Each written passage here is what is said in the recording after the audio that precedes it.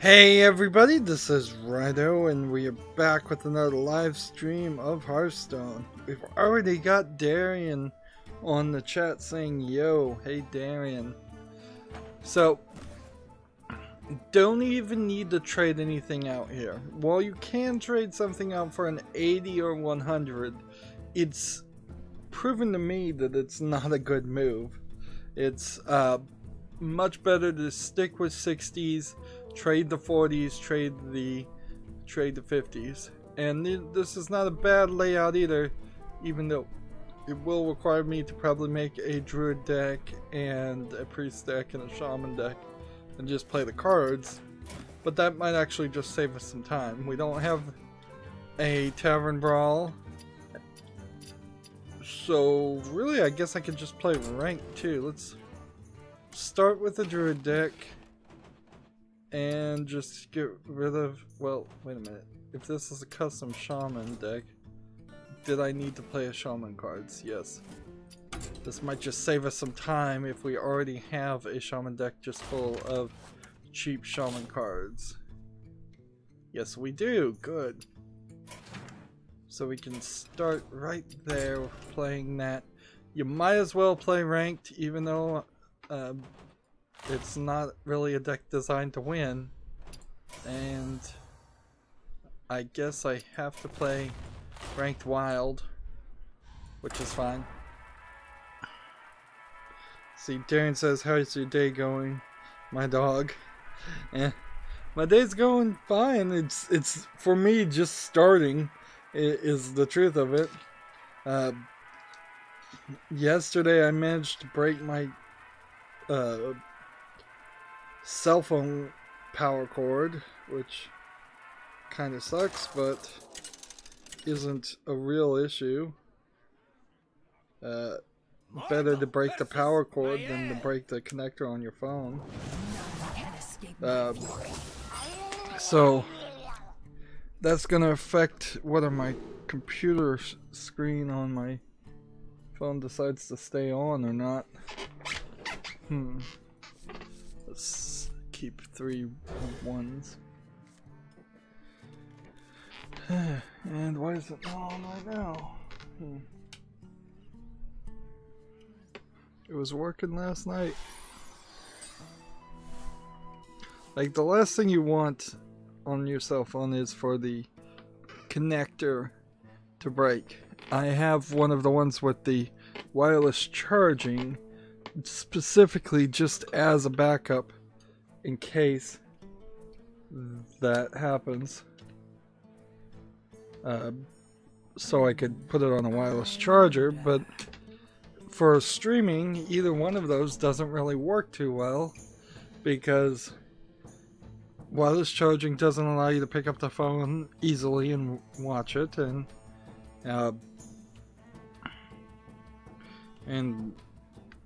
it needs power to stay awake. And see, this cord that I used last night is now not working, which doesn't make too much sense. That it would work one time and that was it. So I guess I need to order a new cord. I'm gonna have to order a nice long one.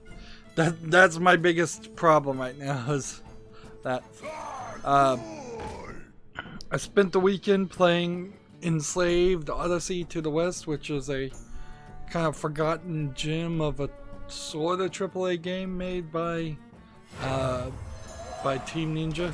It was made in between what was it? The DMC Devil May Cry reboot and Heavenly Sword, and it's based on the great Chinese novel Journey to the West, but set in the future.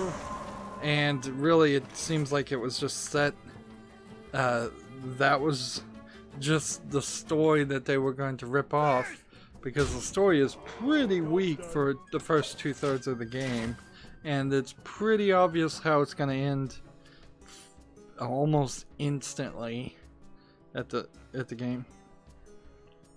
And it has a horrible title. There's something There's even an anime that is out right now where a girl sells herself into slavery, and it's very romanticized, and it's almost like I'm a slave to love for you. And Team Ninja, I'm pretty sure it's a Japanese company, and Japanese people in general just don't understand the negative connotation that people in the United States particularly have with the word slave. So nobody's going to go to the store and buy a game called Enslaved, particularly when the game is sort of about a guy being enslaved, or at least used for the benefit of this other character that is your companion character.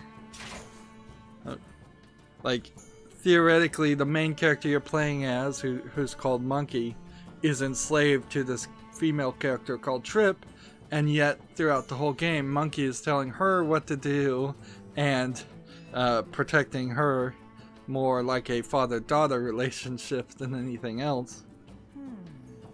But for a 7-year-old game, it's actually very good. It looks pretty good. It has a slight bug with the shadows, I think, now. It's a real shame that in that whole spree of definitive editions and updated patches, we didn't get an updated patch for Enslaved, because Team Ninja recently released that game, Hellblade's Susuna's Sacrifice, and you could have, you know, either bought yourself some time by doing an upgraded version of Enslaved, or you could have bought yourself some more attention because of that. But I guess they had so much attention because Hellblade looks so good, but even all their games look good. All of their games also seem to have a very similar female model that reappears. Trip from Enslaved looks very similar to the red-headed lady in Heavenly Sword. The only difference is in Trip pretends like she's actually capable of doing things when she really isn't, and I forget her name in Heavenly Sword. She's actually a capable person that can fight with a sword and actually kill people.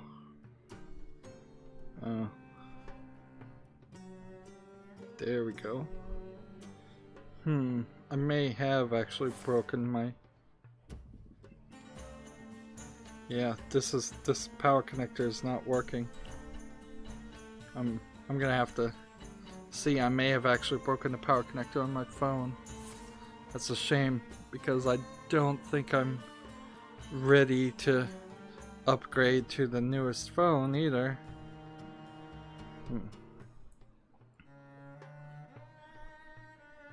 So, yeah.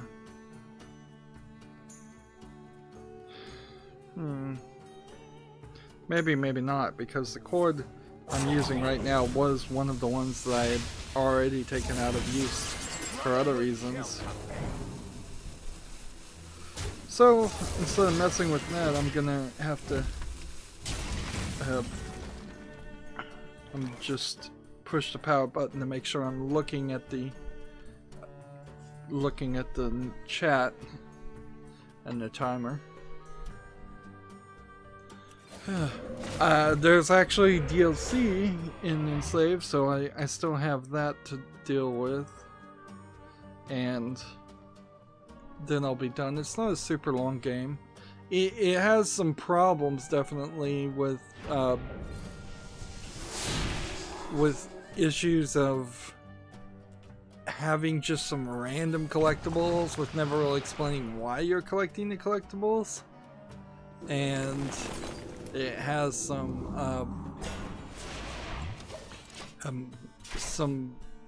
out of place levels where you cycle through about 4 or 5 different types of gameplay.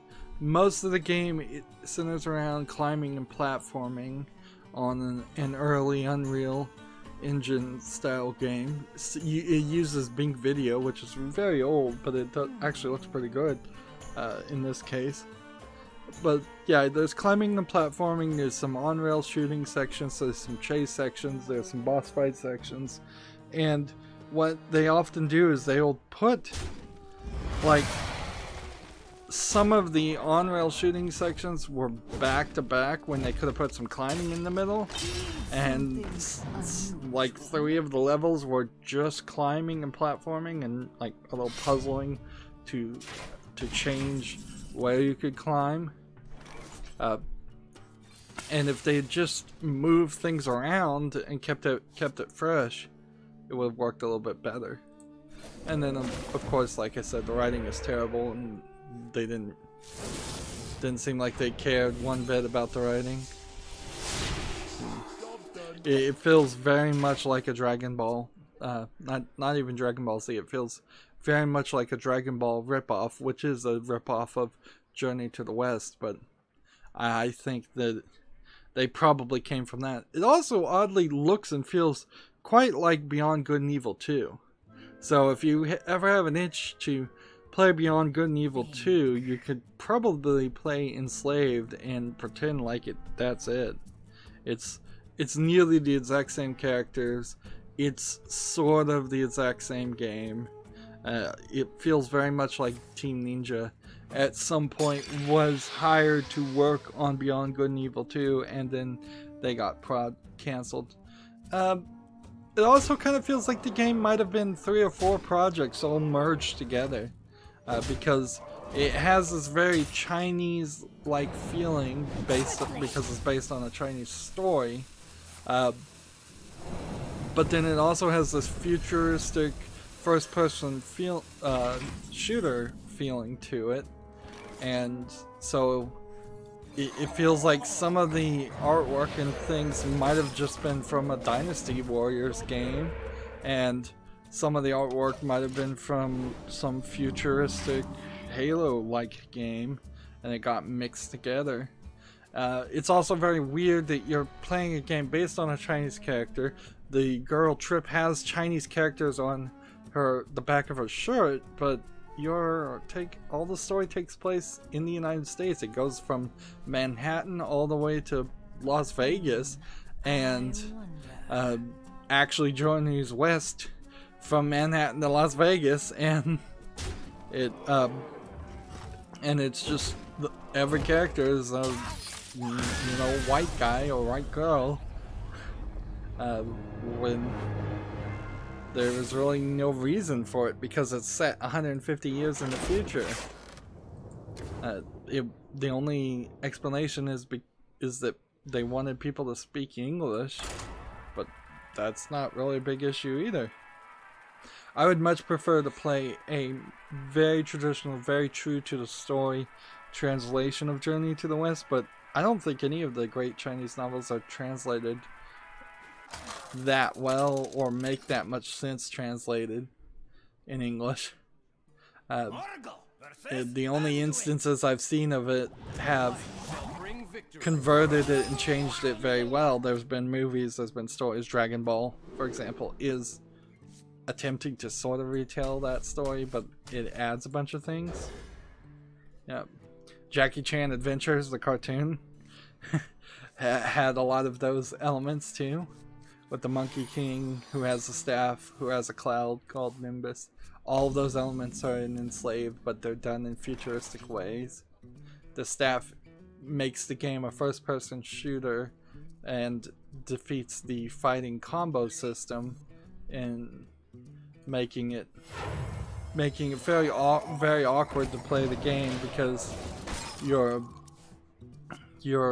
either going to run up to a robot, because that's what you're fighting, and beat on it for the next minute and a half to kill it with your staff, or if you're lucky, you have one of the few available throughout the game bullet shots for your staff, which just allows you to shoot it and immediately kill it.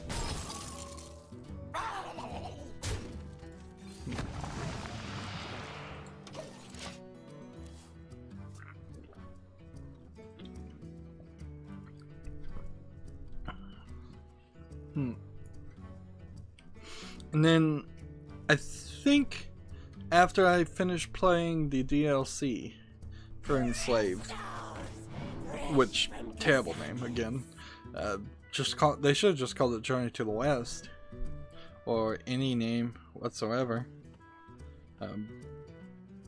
They could have called it Tale of Monkey.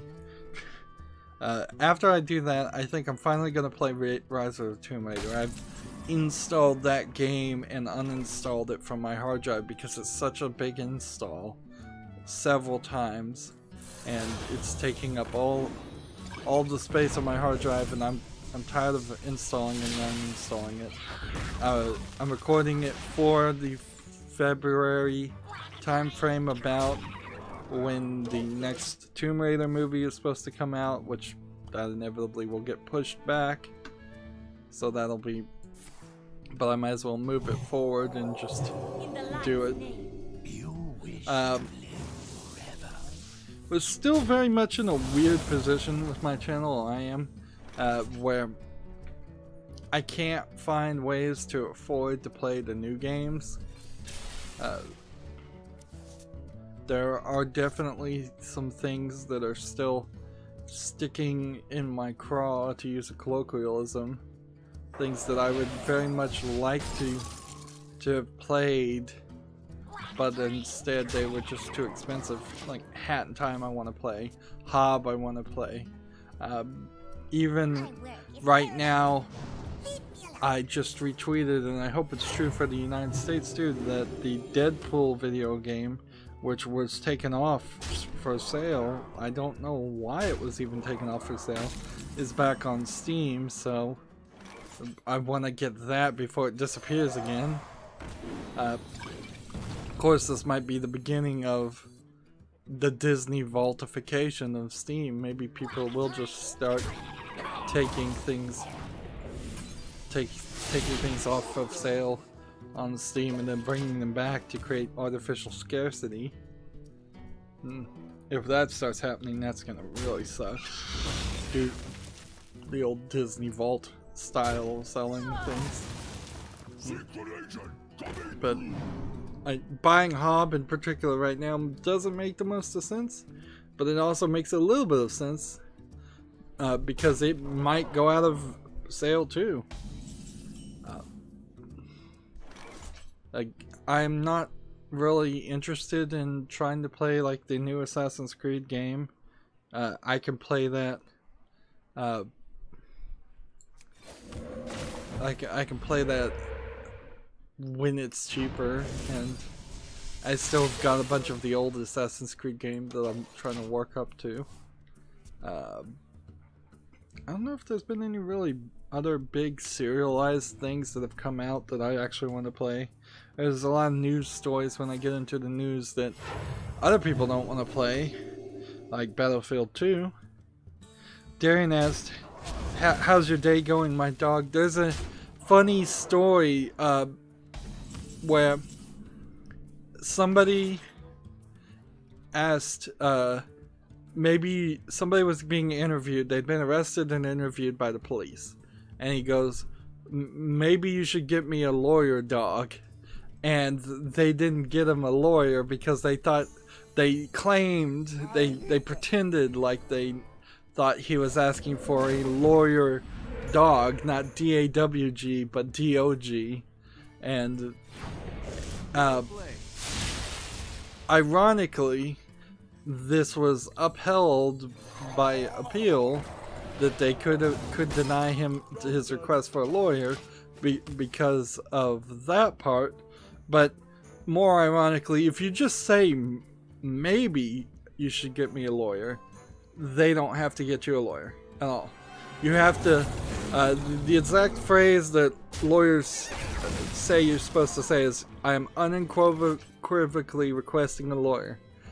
Because that's what the legal decision really says, is you have to make no confusion.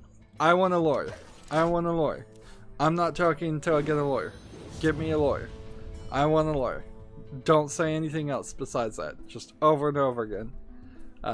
Every instance you say is if they really are just a dirty police and they're not giving you a lawyer, is just another instance that will work against them. But don't say maybe I should get a lawyer or I think I should get a lawyer. Don't make it any doubt. You say I want a lawyer. I unequivocally am requesting a lawyer. I unequivocally want a lawyer. Even if you don't know what the word unequivocally means, and that's what you say. That being said, if the police get you in the police station, if the police have the cuffs on you and arrested you, you're probably screwed already. The best thing you could do is, in that instance, just cooperate and hope you end up only getting a fine or something.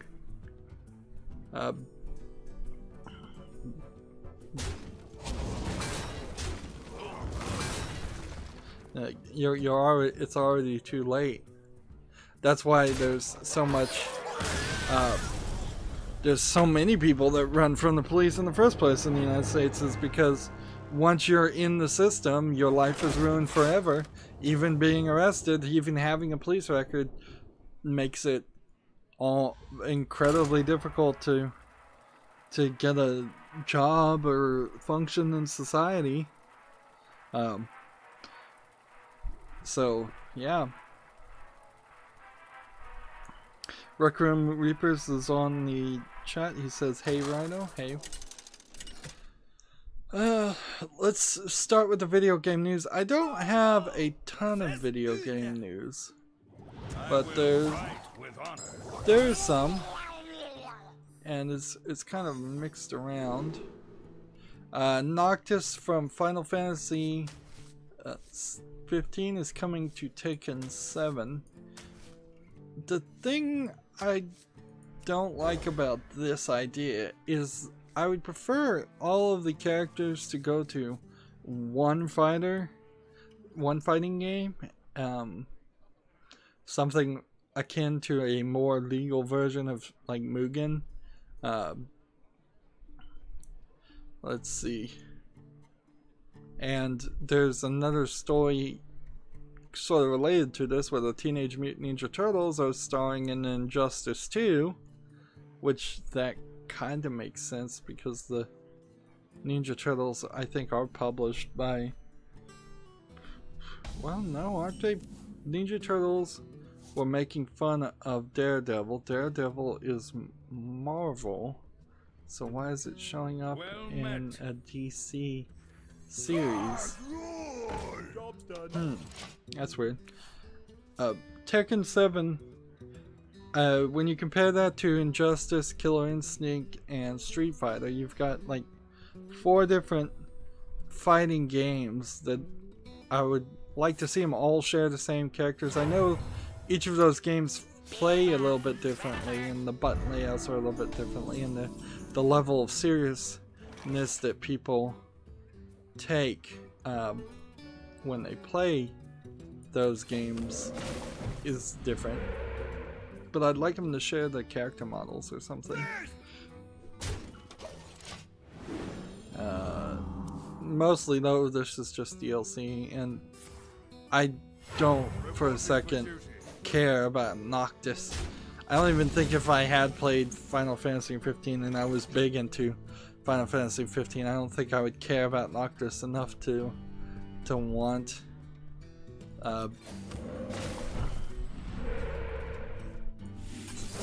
to see him in some other format or level. Let's see.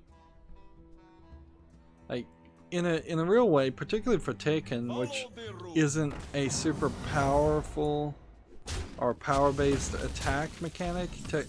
Tekken is more of a fighting with your hands and hand-to-hand combat things. It's not your Street Fighter style of throwing fireballs. It is also worth pointing out, though, that it seems like they are very happy to sell out the creators of Final Fantasy and Sony, or is it Square Enix, seem to be very, very happy to sell out this go around. I don't recall Final Fantasy 13 or even like the latest Final Fantasy 13, which would have been the newest game that wasn't the Final Fantasy 14 online MMO. I don't recall any of them selling out and just putting their characters in other things and having an Assassin's Creed Day event in their own game.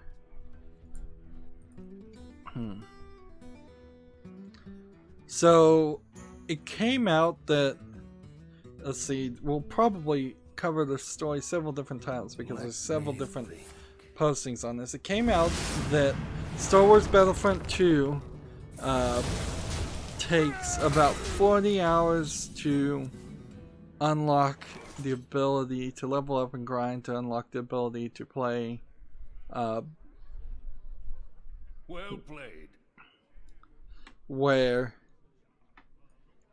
To play Darth Vader. So people are not happy about that. And then let's see if we can get some real quotes here. The response to that unhappiness by the community manager tweeting also is not working too well. Let's see.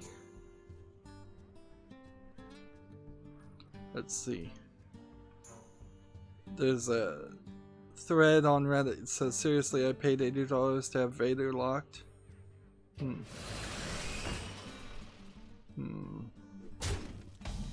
The EA community Reddit team has wrote things like, the intent is to provide players with a sense of pride and accomplishment for unlocking different heroes. As for the cost, we selected the initial value based on the data from the open beta and other adjustments. That's some BS because they always make things free or cheaper in the betas than what it is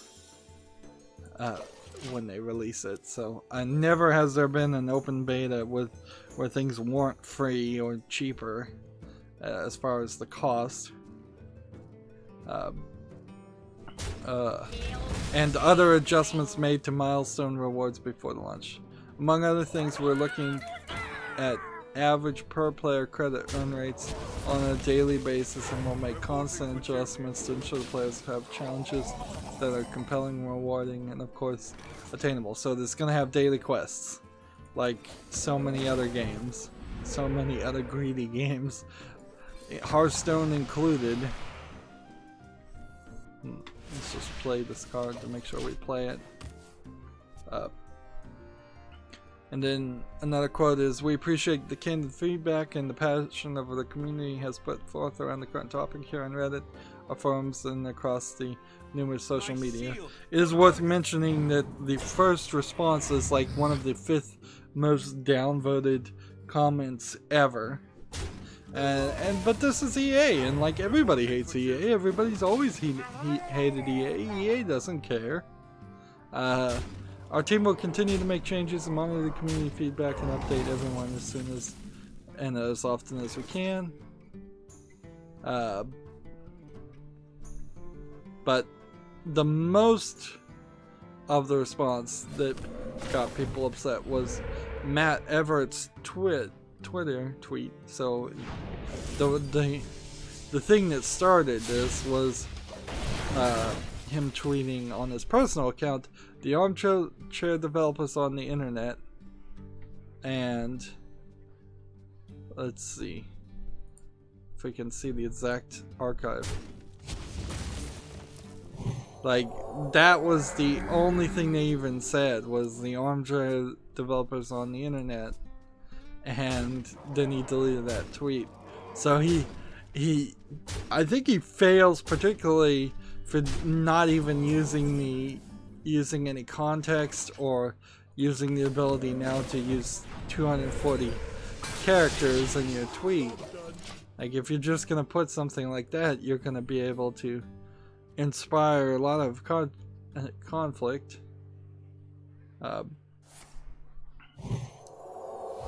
Let's see.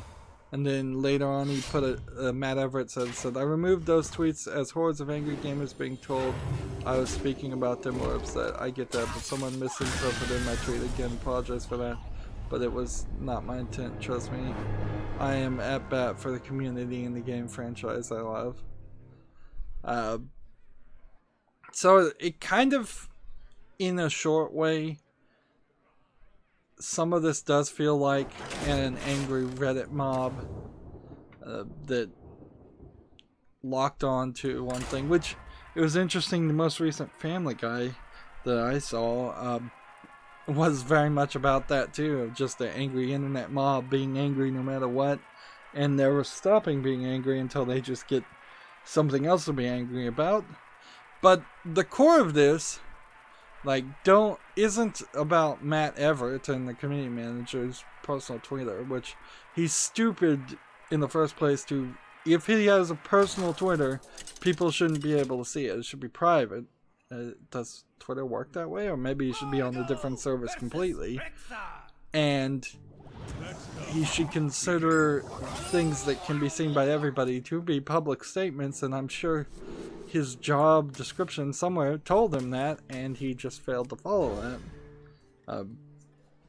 Like, every single thing, anybody who can say anything that might be construed to represent the company should be super polished and well thought out, and it should be good marketing and good publishing, because that's literally what his job is, and he's not doing his job well in that tweet, regardless of how he intended it, because he's not being clear about what he's talking about before anything else. But the bigger story here, of course, is Battlefield 2 stores. Battlefront 2 sucks. Battlefield 2 also sucks, but for loot boxes, from what I hear, I wasn't going to play Battlefield anyways.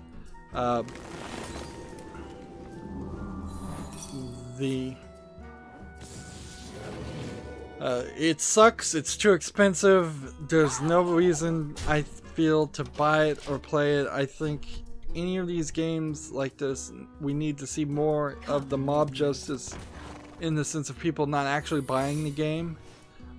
There was another post on Reddit talking about how even if everybody who wasn't planning on buying microtransactions anyways buys the game and just boycotts the microtransactions will still be guided by the whales, the people that were going to spend a lot of money in no matter what. So the only way for the majority to have an influence here is for the majority of people to not buy the game at all.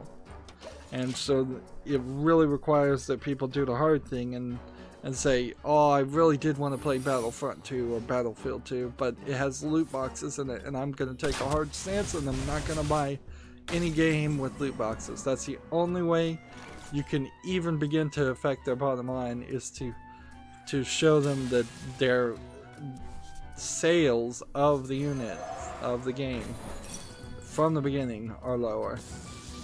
And there's still probably find some stupid reason or stupid argument that says that wasn't the reason, because they want those microtransactions and they're going to, it's going to be from their cold dying hands that you pull them out of,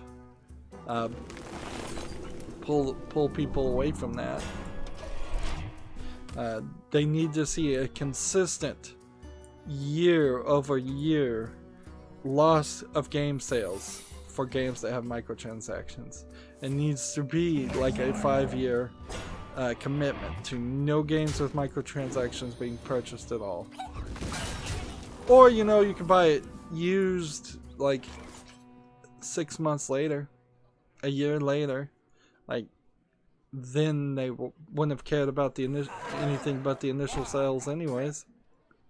Let's just come on and go ahead and play all this and then end the turn. Here's the other article about Ninja Turtles coming to Injustice.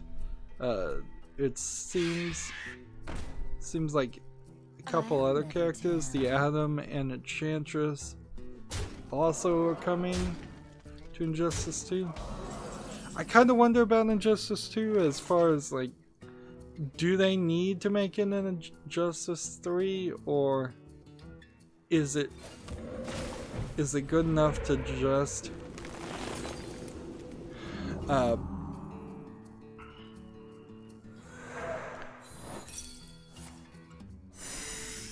is it good enough to just continuously add more? Sorry, I had a brain freeze there.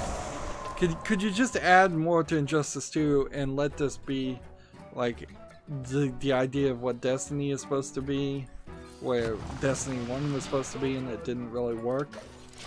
I guess Destiny 1 in particular proved that you can't have a game that you're just constantly updating unless it's like an MMO, where, and even on an MMO instance, the major changes are in some way upgrades that players have been purchasing via their subscriptions. Like when Cataclysm happened in World of Warcraft, that was effectively a new World of Warcraft, from what I hear. Alright, Shaman cards. This is taking a little bit long to do all of these, and I only really need to do 2. So I guess we'll just make some priest cards. Like, there actually is no reason to do all 3. In fact, it makes the game a little worse for me if I do all 3, because I'm gonna see if I can make a priest deck that's standard.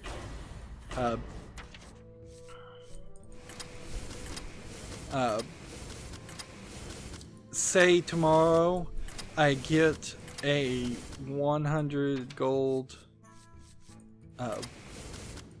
quest. Well, I wouldn't want to trade out that 100 gold quest, but I might want to trade out the 60 gold quest, but no, that wouldn't make sense either. But let's say tomorrow I get a 40 gold quest, and I trade it out, and I get another 40 gold quest. Then I would have another day to trade out that other 40 gold quest. I guess that kind of makes sense. So, Sledgehammer has outlined the plans to combat the Call of Duty World War II's warring issues, which apparently Call of Duty World War II has some multiplayer issues. Since it's a game I don't really care about, and since this really is just a promise by the developer to fix problems that shouldn't be there, I'm okay with just reading the title there and moving on. Like, that is such an uninteresting bit of information. There's some greetings articles here that I don't think have anything to do with it. There's a Eurogamer article that I think is just talking about how the player can see real buildings in Renaissance Italy in one of the games. Not Origins, of course, though. It'd have to be like Assassin's Creed 2 or 3. No, not even 3, I don't think. Whatever. Minion is healed. Summon a 2/2 crystal. And draw a card. Job's done. Yeah, that's just a Eurogamer, like, editorialized puff piece, though. There's a inaugural ADL Being an Ally game jam that saw 20 anti-bias games. It's like, maybe I'm not getting the right people, the right news, but kind of feel like the last 5 game jams have all been super heavily political, and like it felt like game jams before were just silly things. I'm pretty sure there was a game jam at one point that was just around making a game that involved frogs, and there probably was some at some point like a Mario jam. This is the Anti-Defamation League and Museum of Art and Digital Entertainment week-long game jam. Let's see. And this is a really short article. I mean, like when there's no ads filling up the screen,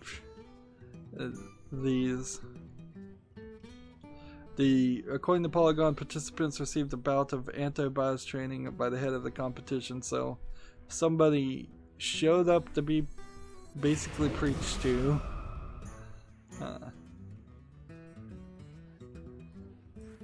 Let's do that.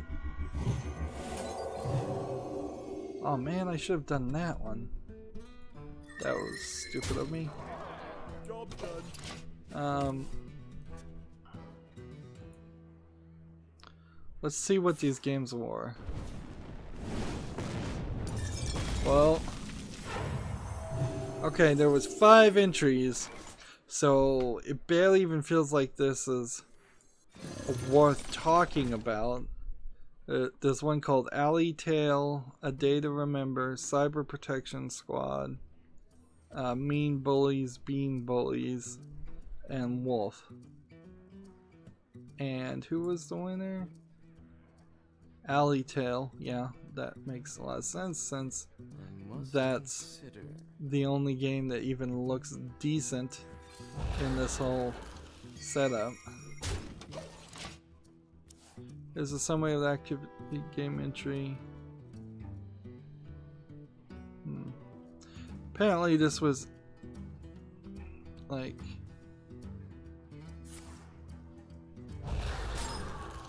just tell me about this game. The game attempts to combine 2 great forms of video game, bringing informative power to a visual novel game. It's a visual novel, and flexibility with an open world RPG. We ditched the open world idea for the sake of time. Yeah, why would you even for an instance think that was gonna work in a week-long game jam?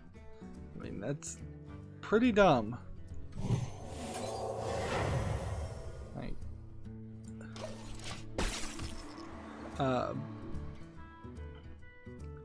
but the idea was that you would be able to talk to anybody at any time in 3D world and explore whichever dialogue character arc do you want to choose.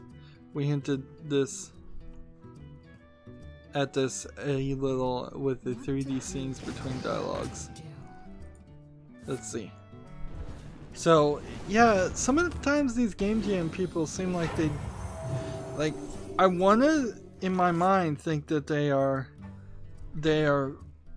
industry video game developers doing something just for fun, but they instead probably are like kids just out of college or still in college.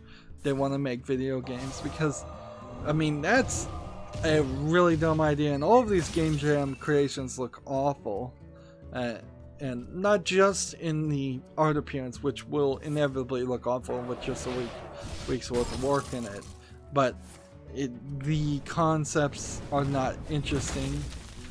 If I was a video game programmer and I was going to do one of these jams, I would have an idea in my head that I've had for years, because professional video game people are always thinking up new ideas and they just never get them approved. So a game jam would be the perfect instance in which you could pitch a game that you know has been ignored from a long time. Like, there's nothing even here. Like, there's literally nothing even here telling me what this game is about. And that rather sucks.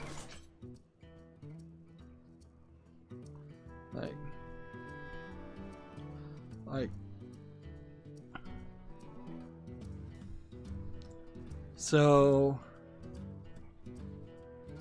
like, there's one picture, and that's all I can base what this game is about from, is a picture of two people talking to each other. So I have to then assume that it's just a preachy thing.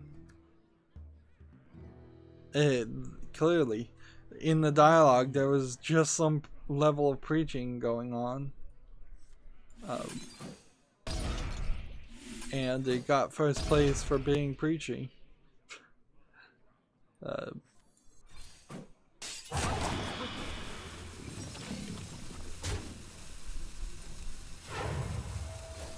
guess I could have attacked there.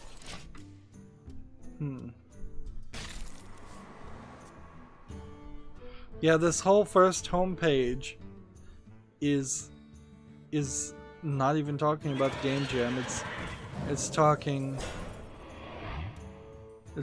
about being an ally to everybody. You know, and you can't be an ally to everybody. You're gonna make enemies eventually, and there are gonna just be people out there that you don't want to support, individual people that you don't want to support. And entire groups that you don't want to support. There's a thought of being an individual too, and not just falling into groupthink. Let's see. Moving on, since that was a bust of a article. Oh, here's that kind of weird indie game that has no reason to be talked about at all. I will see if that's on Steam. I don't even think it is. Like, I'm calling it the weird indie game. There's a game, it's called Cibele. I don't even know how you'd spell it. Coming to Steam and PC November 2nd, 2005. So it is out there. And it was like this weird indie game. I think it too started as a game jam thought. And if I'm reading this right, it's about a girl who plays MMOs and her emotions while playing through that MMO and how she's treated. It's played by the developers, got brightly colored pink hair, and yeah, there's really no reason to even talk about this game though. Moving on. Here's another article. Gamasutra is doing a weird thing right now, where they're doing a lot of articles that don't seem like they have anything to do with anything that's happening at the current time. They're getting a lot of people to write articles. Maybe this is the beginning of the end of the year wrap up, is that they requested articles by other people to publish. I mean, that wouldn't be a terrible way to run your website, is to say Giant Bomb does a similar thing where they ask everybody that they can contact at all. They basically email everybody in their contact book. Do you have a top game of the year, top 10 list? We'll publish it, and they do that throughout all of December. I don't know if allowing video game creators to have a voice on your website is a smart move. It feels a little too chummy, and it feels a little too much like advertising. Like, if I think about it, I don't have a website, I have a YouTube channel, but if I was to, say, have Gabe Newell come on my channel and talk about Valve games, it would feel very much like an advertisement. Or if I had Randy Pitchford come on my channel and talk about Gearbox games, that would almost guaranteed be just like a sponsored. I think just for the fact that it would get me so many people to come to my site, there would be a sponsorship disclosure necessary. For that reason alone, like, to bring so many eyes and so much influence, it feels a little slimy. And yeah, I don't think it's part of that thing about how the video game industry is really too cozy with the video game developers out there.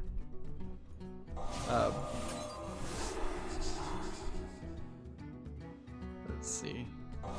Silence a minion. Restore 5. Give him some more health. Play a card. And turn that into a 5. But this article is Tomb Raider and the clash between story and violence in games, which is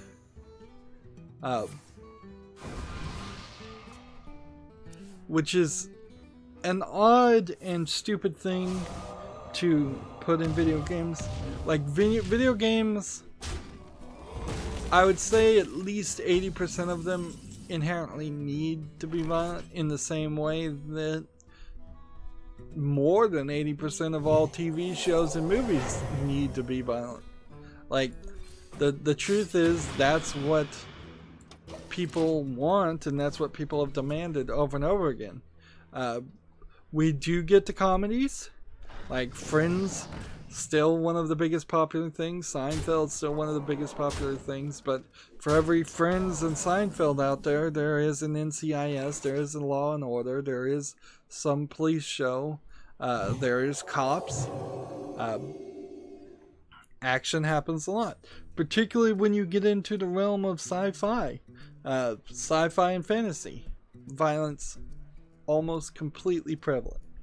Romance, almost non-existent, particularly in TV. Like, how many romance stories make it and are big and popular on TV? Almost none. Romance in movies, you make like one romance movie around Valentine's Day a year, and that's about it. Most are turned into romantic comedies. That way they can give the romance to the females and then the comedies to the males, or at least that's how the Hollywood directors and developers think about it.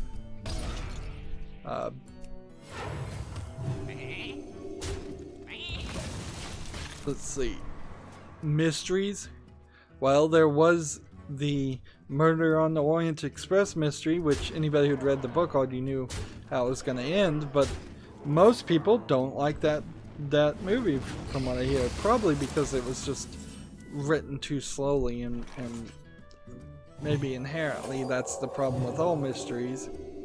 But even the Sherlock Holmes movies that are the most recent ones turn Sherlock Holmes from being a mystery into an action thing.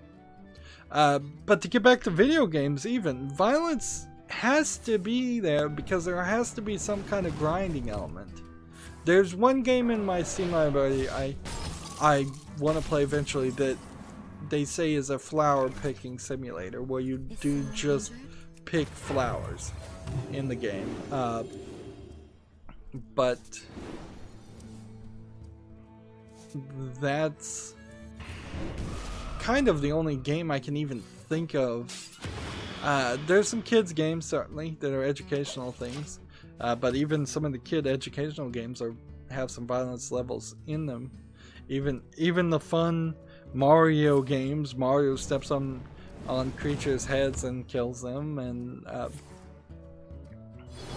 and similar. I recently played Owlboy, and in Owlboy they took the violence pretty far by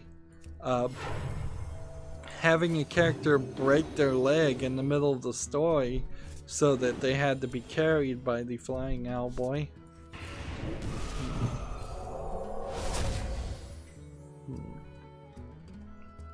Which was pretty gruesome, particularly since the game kind of felt like it was for kids, but then it played way too difficult to be for kids. But clearly, whoever's writing this article is working on Tomb Raider, and they don't want violence in it, and that's not gonna work.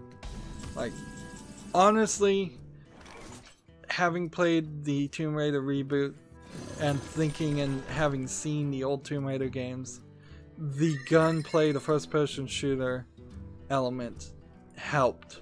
It helped a lot to give you something to do besides just climbing and platforming, which isn't, like,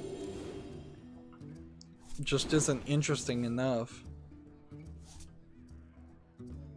Let's see. Can I gain control of anything? Let's draw some more cards.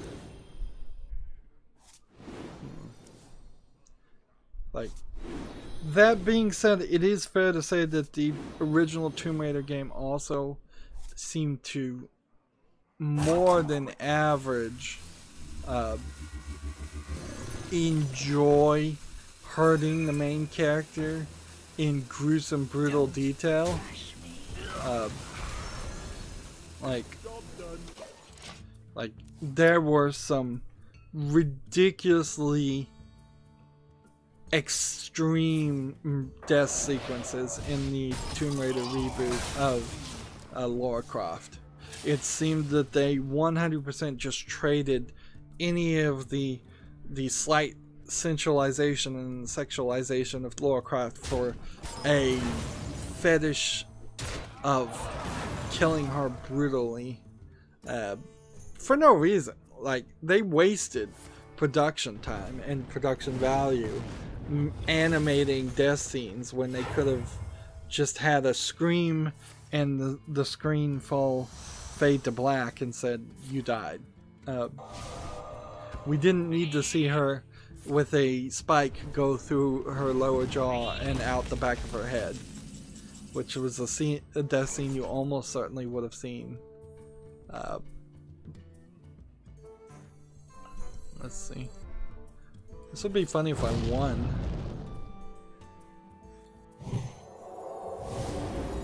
Almost out of cards. I'm out of cards. Oh. I'm about to die.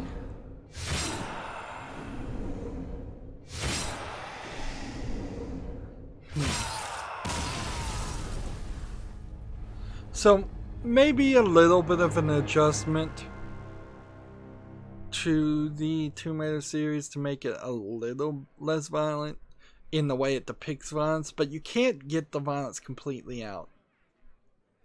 The quote here is, "Violence is, in most cases, a simple function of the designer's need to generate peril and obstacles," which you can go with more of that Indiana Jones series of there's traps instead of people just shooting at you, and obstacles can be physical obstacles, which there was very little of that in the original Tomb Raider reboot.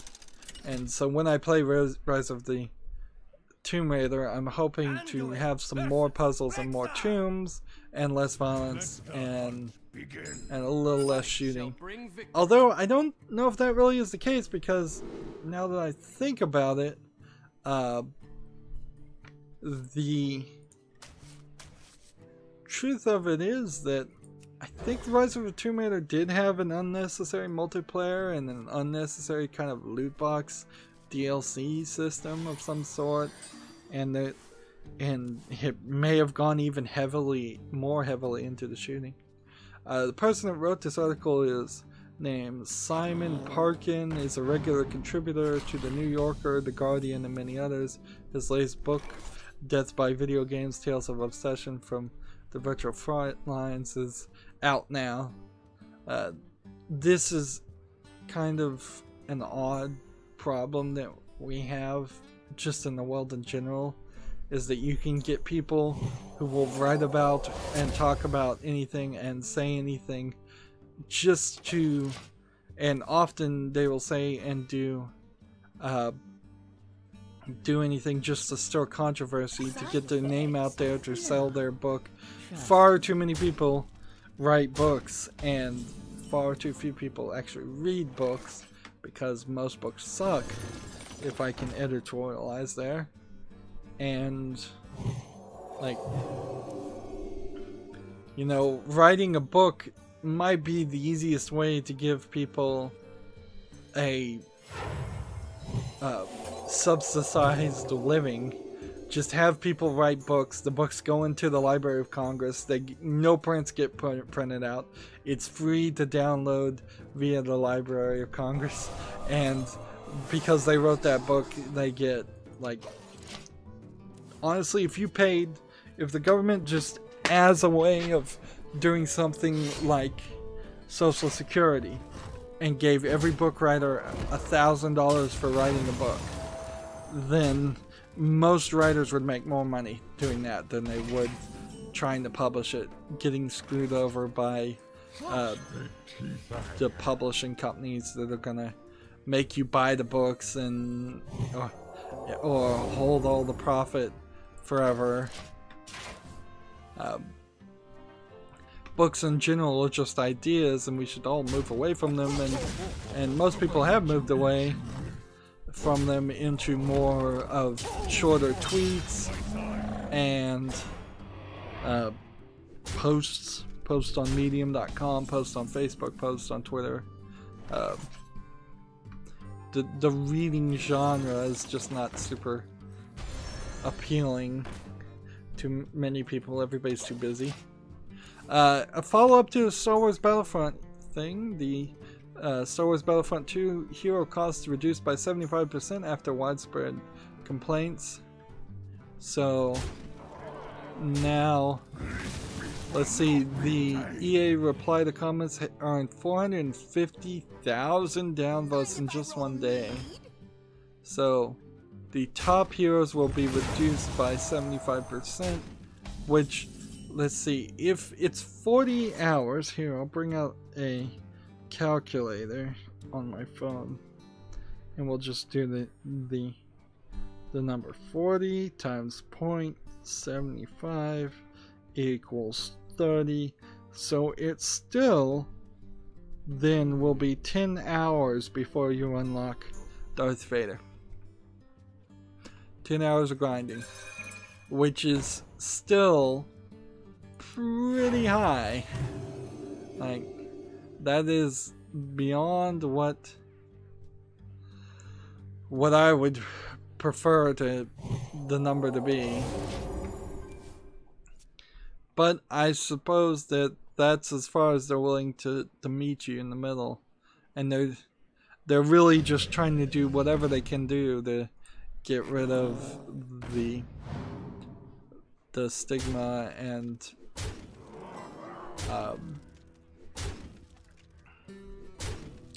and like stop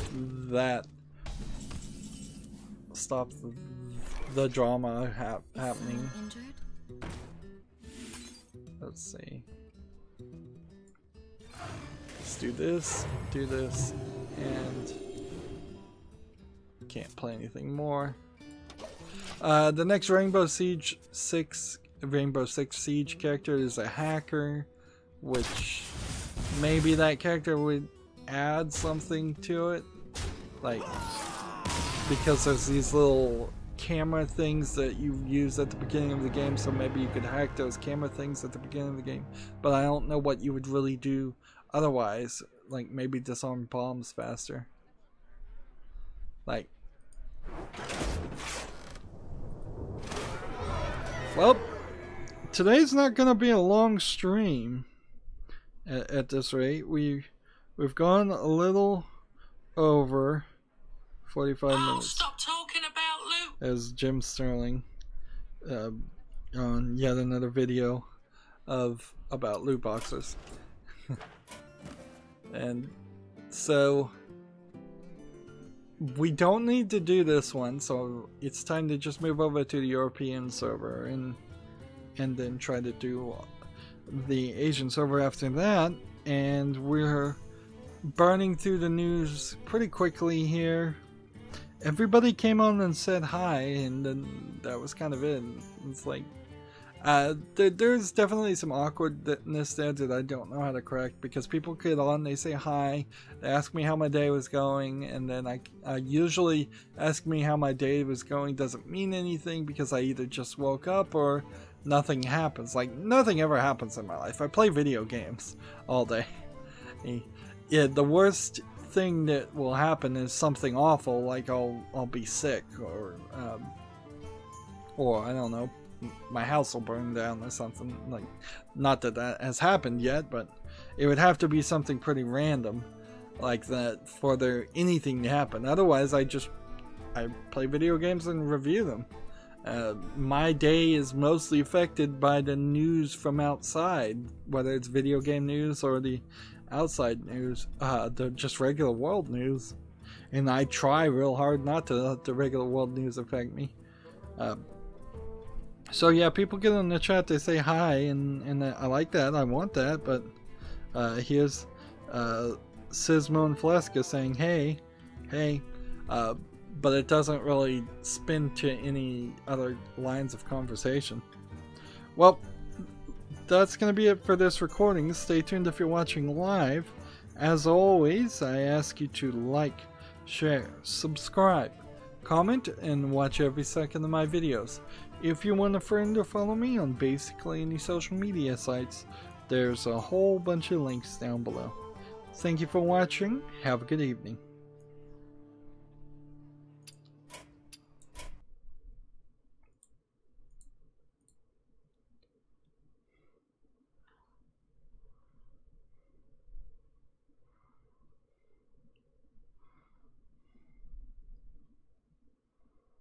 Hold on to your mug. We're in for a wild night.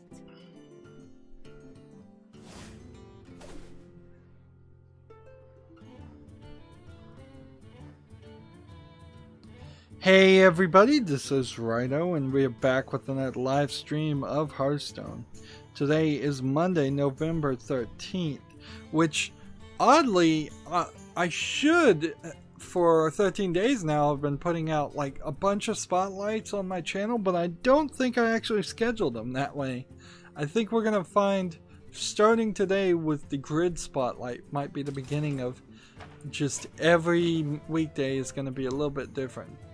I also am in a little bit of a weird position because I need to watch and learn, and nobody is on the European server. So if somebody wants to hop on the European server and try and win for watch and learn, that'd be very helpful. It's not even late enough, being only 5:56 Central Time. It's not late enough in the European server to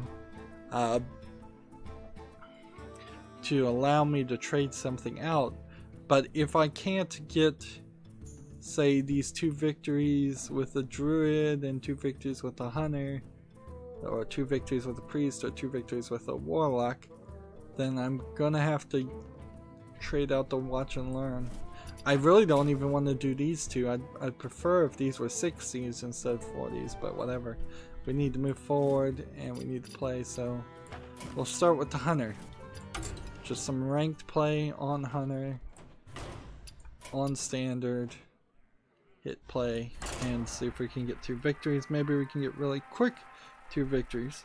There is one political thing that I just saw, but I don't have too much to say about it because I just saw the title.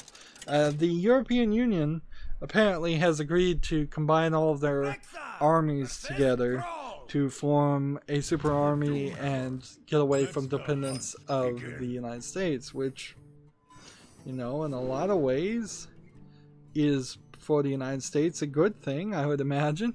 It's exactly what Donald Trump wanted, and a lot of people in the Americas did. But it is also exactly part of what I think Brexit was about, is that even before Trump was elected, the European Union was trying to form this army that was directly under control of the European Union and would eventually just inherently be the stick that is used to force one country to do things it doesn't want to do, particularly take in refugees, was one of the major issues. And so now that the European Union has that army, it could very well be that somebody says we're going to war with this country, and people from countries that really don't want to support that war still end up having to sending troops to it. This is also kind of what started World War I, is that everybody had all of these alliances that said, if you attack my friend, I'll defend them, and it just became this domino chain of one person got attacked in the assassination of Archduke Ferdinand, and because of that, two very small countries went to war that then brought in several, pretty much the rest of the world. And it's just not a good way to run your country, in my opinion. I think every single time any conflict occurs, the people in charge of each individual sovereign country, they should think about, do they want to be involved in this conflict? It should be voted on, and it should be the will of the people being represented by the leaders, not the will of some warmongers or some company that stands to benefit from it.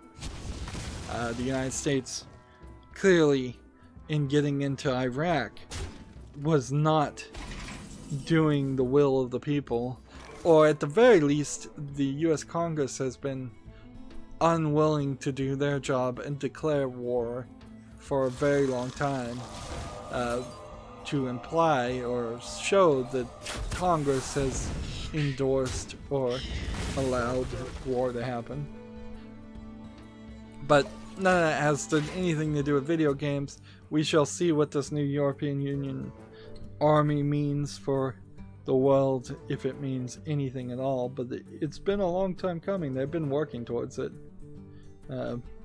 Effectively, since the European Union is run out of Germany, Germany has now the largest army, I would say, probably ever.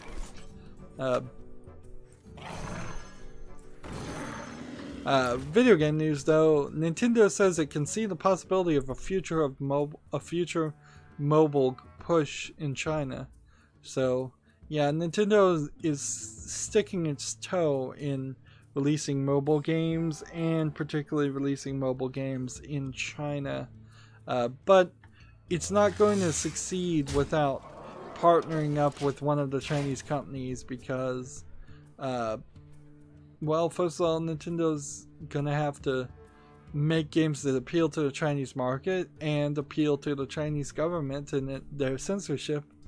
And in a lot of ways, it's probably not even worth it for them to try, because I've seen it happen so many times when people try to break into China and it just won't work. There's too much complexity, too much government interference.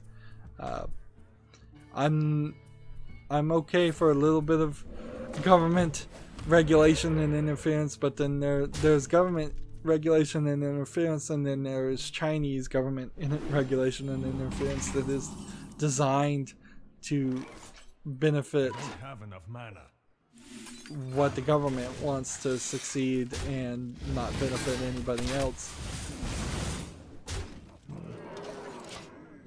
I'm playing for victories here, I have to remind myself. Let's see. The game Azure Striker Gunvolt Striker Pack for Switch has a physical edition that's launching November 21st in North America and December 1st in Europe. Let's see.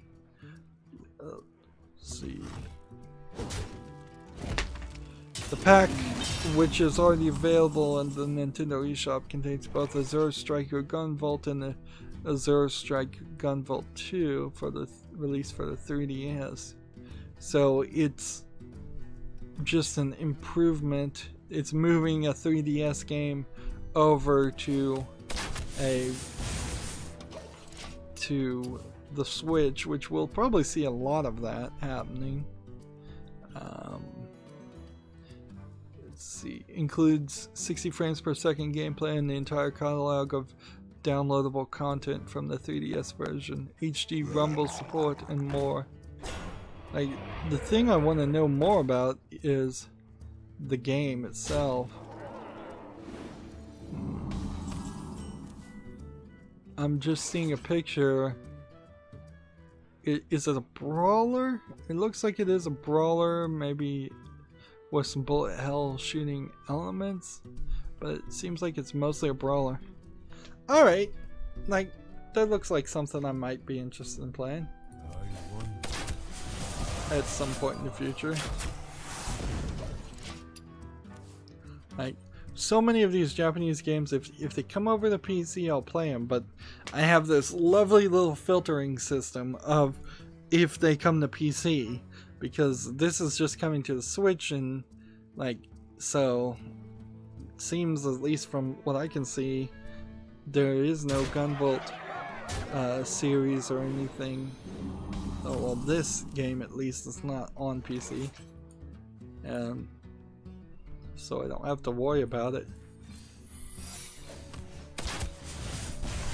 Let's see if I could just get this guy to survive next turn, play this, and do this. I'll win.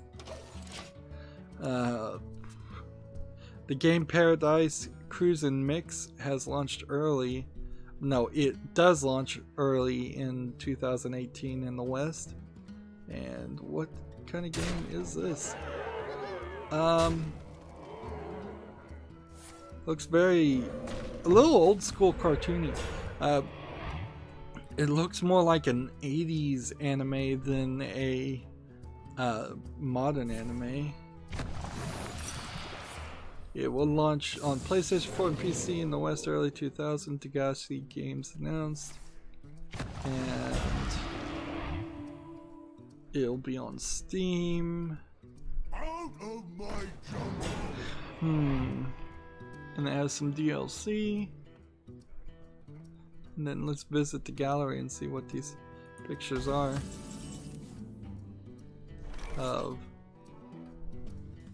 Is it a bullet hell shooter with just side art on it? I think it is actually a bullet hell shooter with some interesting side art. But it seems like you might be flying through a arcade, shooting arcade toys. Interesting. Interesting twist to do there. Thank you for the victory.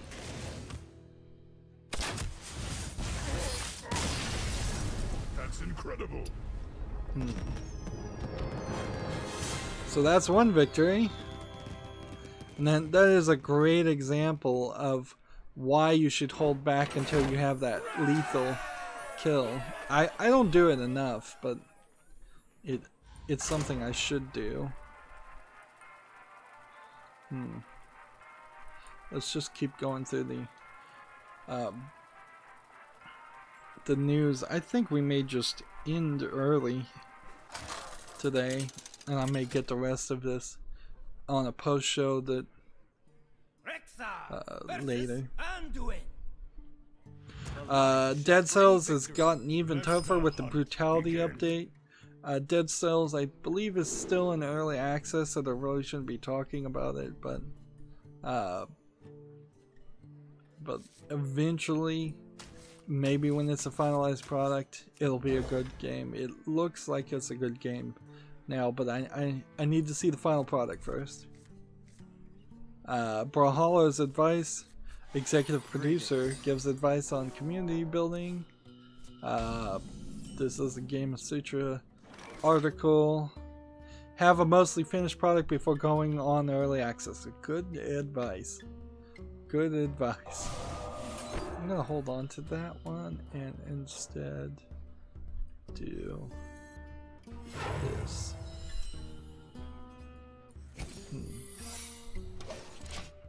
When updating core mechanics, move slowly and methodically. Just do it. And those are the 3 titles to 3 short paragraphs that he gave of advice. I would certainly throw in also be real. Don't sit there and try to BS people and expect people to really buy it. It's not gonna work. Be authentic, be unique, be creative, have a good game, have an interesting game, have a game that makes people want to come back to it. There's a lot of games that I've played in particular where it's just not interesting to go back to it. I'll play it once and have fun with it, but there's so many where even if I didn't have a bunch of other games to play, even if I only had like 5 games to play, there's like no desire to go back and play the second time. And a lot of those are very linear single player story based games, but you really don't need a community for a very linear single player game either, do you? You only need a community if you're doing a multiplayer game, which is not my forte. Let's see. Here's a PC Gamer article about how the Star Wars Battlefront 2's loot box systems work. So if you need in detail a description on how that broken system works, I guess you can have that. Let's see, deal 3 damage, do a cat trick. Let's do a cat trick, and let's do this and this. Again, this is one of those articles that doesn't matter to me because I don't ever plan on playing Battlefront 2. It seems like the system is pretty bad. When I saw Giant Bomb do a quick look on it several weeks ago, a couple weeks ago, it didn't look like a good system even then. The Witcher 1 has been remade in The Witcher 3. No, wait, The Witcher 1's opening hour looks remade in The Witcher 3. So the prologue to The Witcher 1 gameplay has been fan remade on The Witcher 1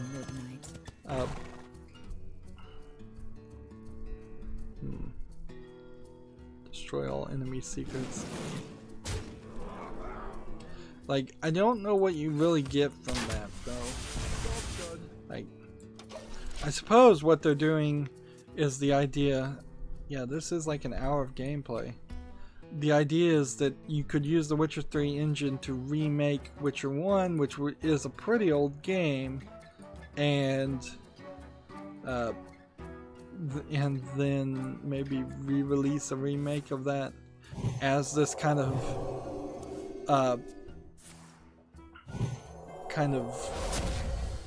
re-release game. Honestly, it makes sense that CD Projekt Red would do something like that, but I don't think this is a fan group that's doing it. So CD Projekt Red needs to instead hire these people to remake Witcher 1 and release it, while their real employees are focusing on the concept of, yep, I played that when I shouldn't have. Let's see, we'll change that to 1. Job's done. they should be focusing. CD Projekt Red's real team should be focusing on making Cyberpunk 2077. Because that game is like heavily not in development right now, Cyberpunk 2077, and it's not coming out in the next 3 years, I would guess. So sneaking in a remaster of Witcher 1 is a good idea, and even beginning development of remastering and improving Witcher 2 wouldn't be a terrible idea. They did come out and say that they specifically will make a new Witcher game, but they're not interested they're not interested in calling it Witcher 4, which is fair enough, because I don't think you can have Geralt in the game. I think you have to introduce a new character who is going to be known as a Witcher. Let's see. Run away. Like I said before, Deadpool seems to be on Steam again, so if you ever want to play the Deadpool game, which isn't a terrible game, I would say probably buy it. It's going for about £9 right now.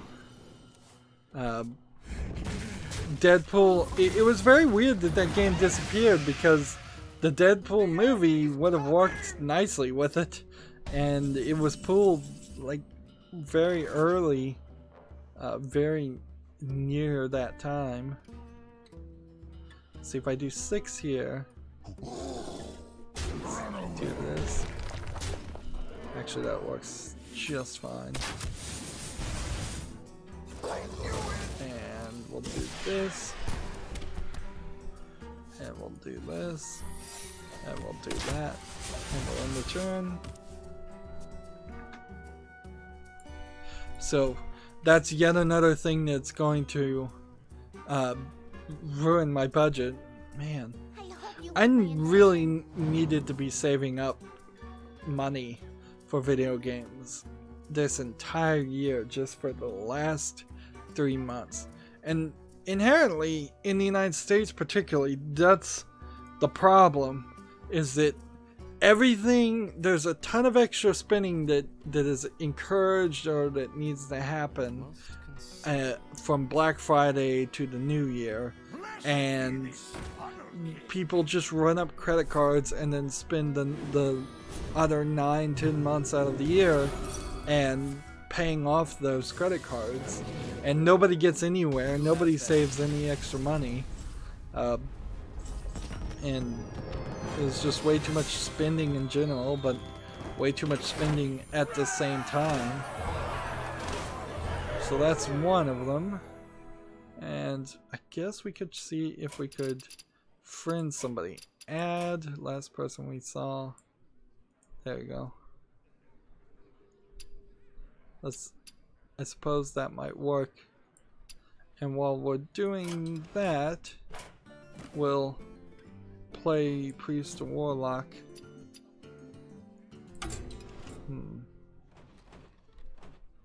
Let's see.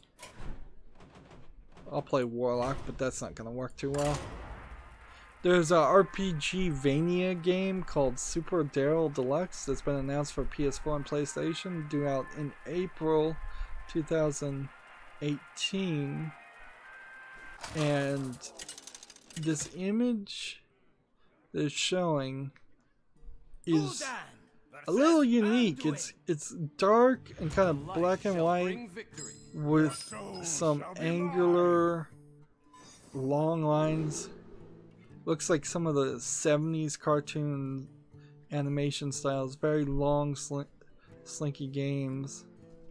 I'm seeing platforming. I'm seeing some puzzling. I'm seeing some fighting. If it's an RPG / Metroidvania game, then you're gonna get new abilities. This does feel like one of those LSD trip style games, but not too crazy. It's not like that cartoon Super Jail, but it's a little close to that. I'd say halfway between that and something that a teenager might just draw.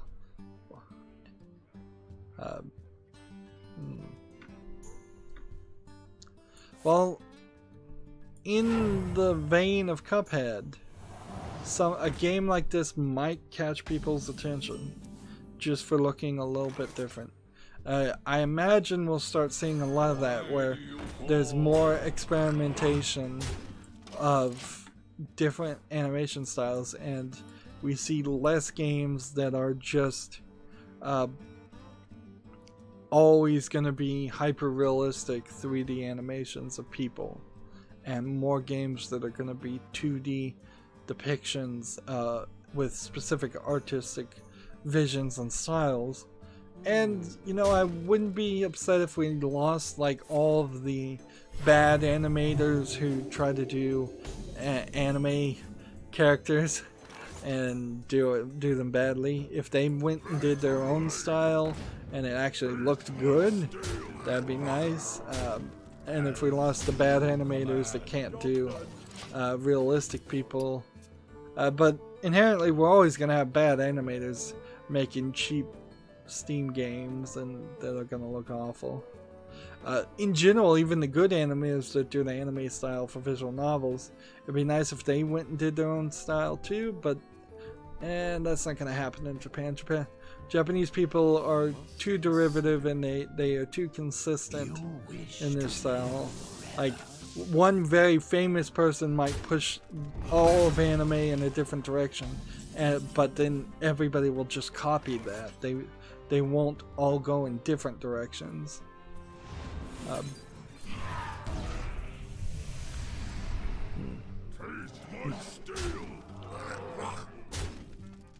Of course, I'm speaking very generally in that instance. There are people that do slightly different things. Let's see.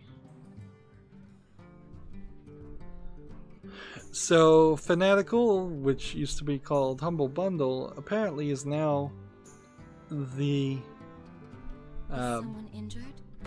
The storefront part.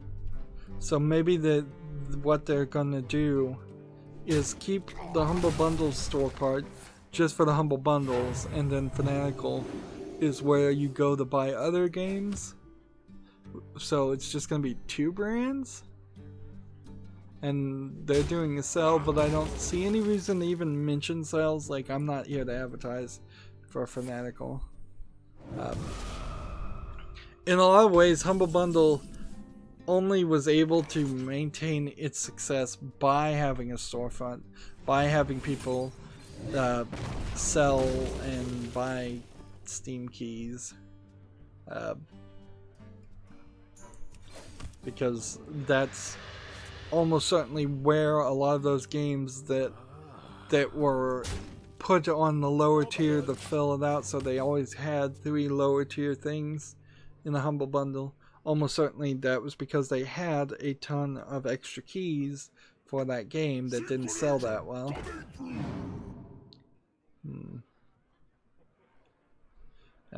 This is just an article, not worth even mentioning. So we can skip that.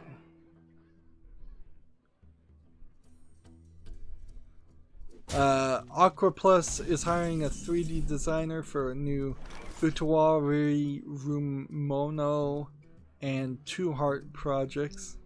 Yeah. I think I pronounced that right. Utawari Rumono. UTAWARERUMONO. One word.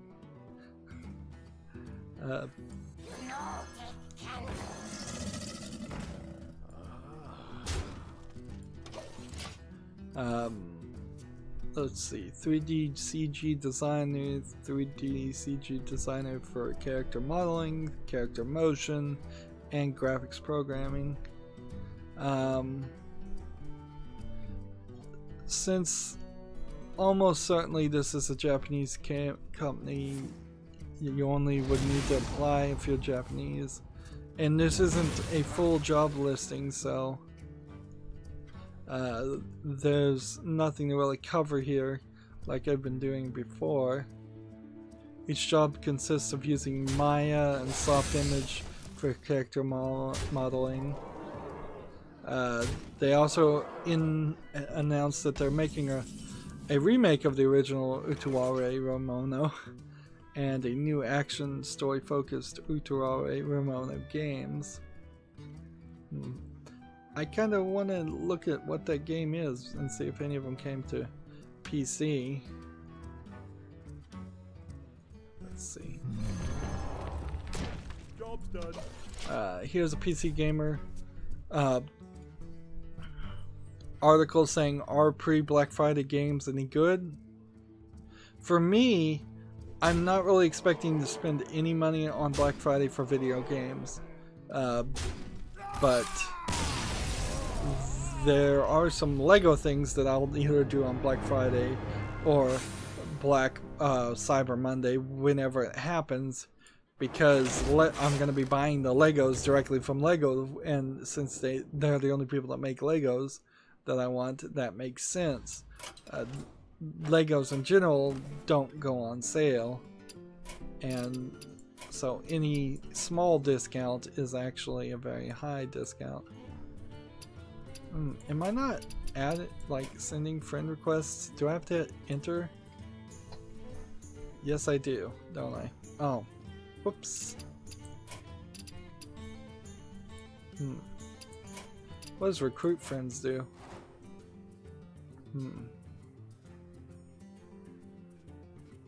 Let's see. Your friends get a new thing. Yeah, we did that already on the Americas side. I suppose I could probably try to do it on the other side too. What else do we need to win as? Priest? We'll try the priest. But in general, the question is, most people can't constantly shop because they're too tempted by deals. But I pretty much do. I always have my eye on slickdeals.net, which I find to be the best source for good deals for most things. There is also the website Camel and PC Part Picker and the Tractor that are referenced in this article. The truth is, like, nothing's gonna be super on sale PC wise. Video games, used video games, if you knew you have to buy some for Christmas anyways, you're gonna get your best deal between now and Christmas. But a lot of games would have been a lot cheaper at other times during the year. Computer parts, video cards, and CPUs are not really going to be on sale right now because they haven't announced any new ones, and they won't do that until like February at least.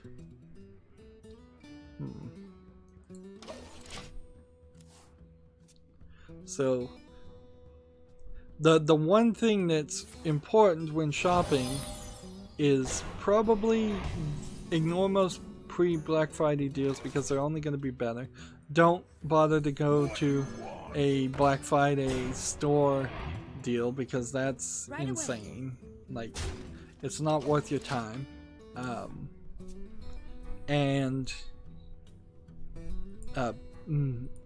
I don't think there's going to be any major shortages this season. I think you can get a Switch.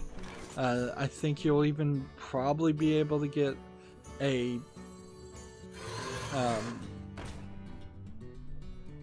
what is it? Time for chilling. Super NES Classic. Probably will be able to buy that. Maybe you should have kept an eye out if you really wanted to get that. NES Classics I think are out of stock right now, but they'll be available probably next year, between next year and next Christmas. But before you do anything else, set your budget. Look at how much money you want to spend and how much money you have, and have that number in your head before you even think about the first thing you want to purchase. Like, as soon as you start seeing something that you want to get for somebody or get for yourself, that's when your budget is going to start getting nudged up higher and higher. And you need that mental barrier, you need that wall saying, no, I'm only going to spend $100 on these gifts at most. And you know you're doing it right when you find something that is $105 and you really want to break your budget and say, yes, I'll make an exception here, but you say, no, I'm going to stick to my budget, I'm going to stay under the amount, even if it's only a penny over. That's when you know you're establishing some mental control and you're not just going crazy. And don't set your budget to equal the amount of credit you have on your credit cards. What to do? There is also a level of realistic things. Like, just because you might be rich doesn't mean you should be spending like $10,000 on gifts for other people. You should look at what the average gift is based on your relationship with that person. If you're getting a gift for your boss, you probably don't want to get them much more than $20 worth of things.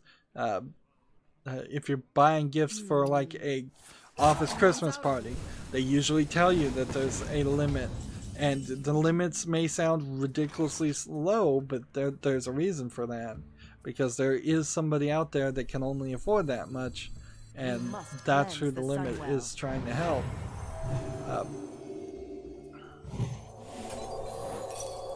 Let's see. Is it gonna play? Yes.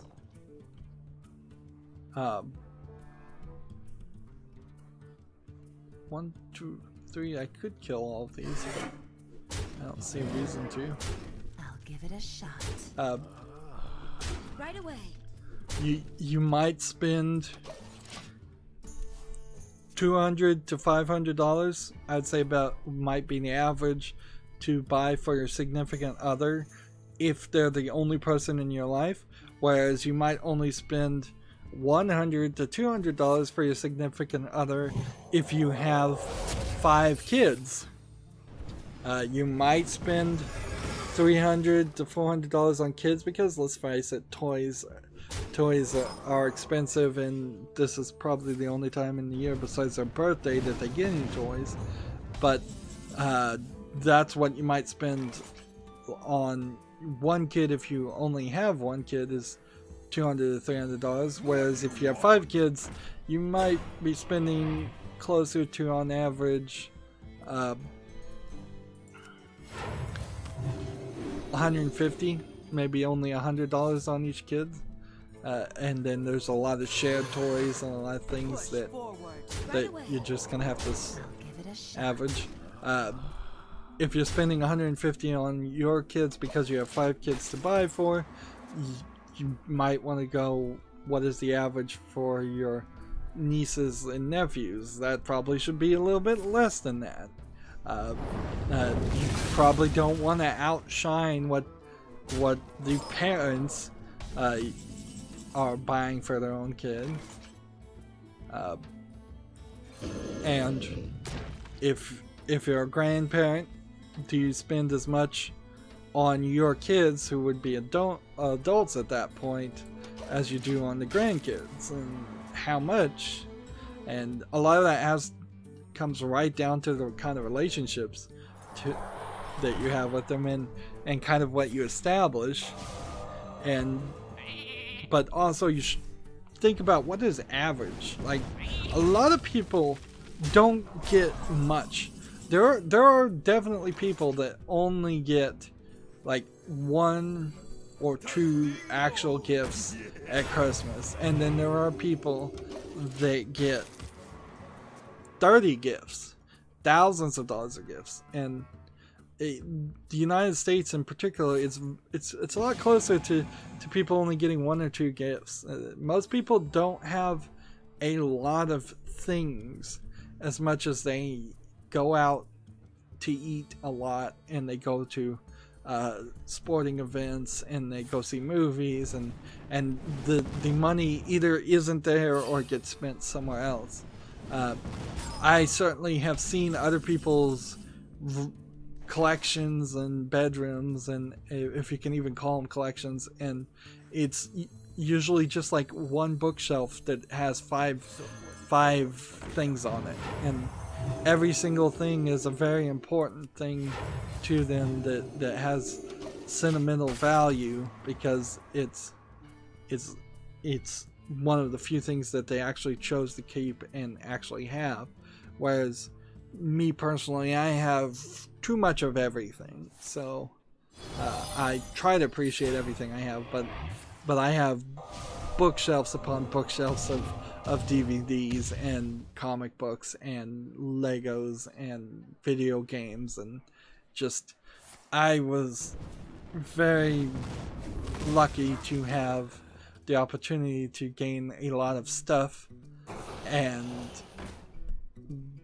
because I had that privilege, I need to personally tell myself not to overspend and fill people's houses with junk.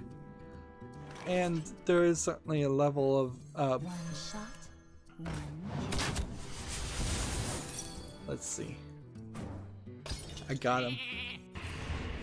Victory. There is also a level when buying gifts, like if you're not getting them anything interesting or anything that they actually want to keep, like regifting is a real thing that happens a lot, because people just don't think about the gifts. There's no thought put in it. It just feels like it's something expected. If you feel like you're expected to get somebody a gift, just get them a gift card. Put a money value on it, because you might as well. Some people see it as rude to give gift cards or cash. Cash is slightly more rude than getting a gift card, even though gift cards are a scam, because anybody who carries cash, which isn't too many people these days, could at the last second get a cash.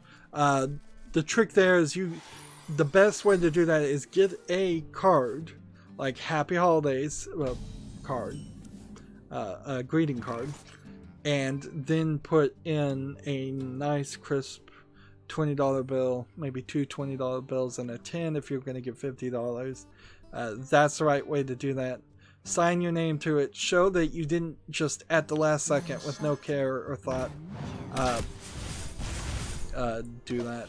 And really, you can at the last second go to any grocery store or even most gas stations and get a card for a holiday and give it to somebody. But it shows you put in a little bit of effort, and you're not just pulling a 20 out of your wallet and saying, here, take this. I didn't care about you enough to do any more work than that.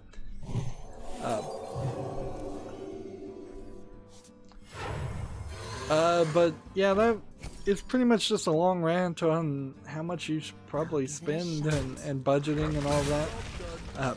Don't be afraid, I would say. Like, it's hard to do this, particularly with young kids, but I would say don't be afraid to buy gifts for people when you want to buy gifts for people at random occurrences throughout the year, and then not make as much of a big deal about Christmas.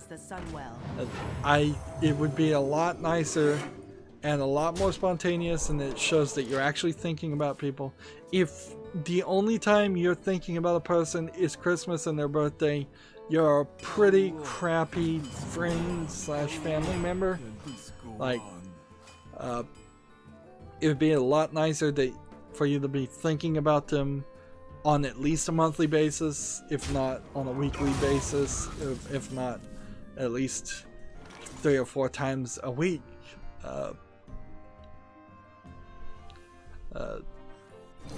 Because that's really what all of this comes down to, is yes, it's about giving gifts for a bunch of garbage usually that nobody needs or wants, but it's more, Christmas is more about being with the people that you love and showing that you care about the people you love, and the gift giving element of that gets into the way and changes the narrative in a very capitalistic, greedy way that doesn't really do anything other than cheapen the holiday.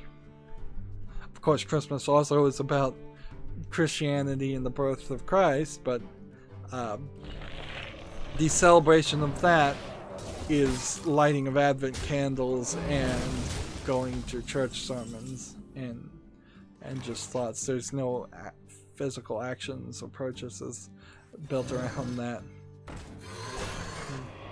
And that's really just more of an argument. If you want Jesus to be the reason of the season for Christmas, then you probably shouldn't give gifts at all. You should probably say no Santa Claus, no gifts, none of that. We're only going to celebrate the thing that we're focusing on, and I'll get you gifts. You'll get gifts other times throughout the year. And of course, parents are more than willing to use Christmas as an excuse to try to get their kids to quote-unquote behave better throughout the last 3 months of the year, with the whole excuse me, with the whole Elf on the Shelf and naughty and nice list. Let's see if we can get back to video game news though, because I want to wrap this up. There's a new Planescape game that might be in development by Beamdog. Do we have any footage, or like this is maybe just a speculation? Like a game, rumors of games being in development really doesn't mean anything in the video game industry particularly, so I would just ignore anything like that.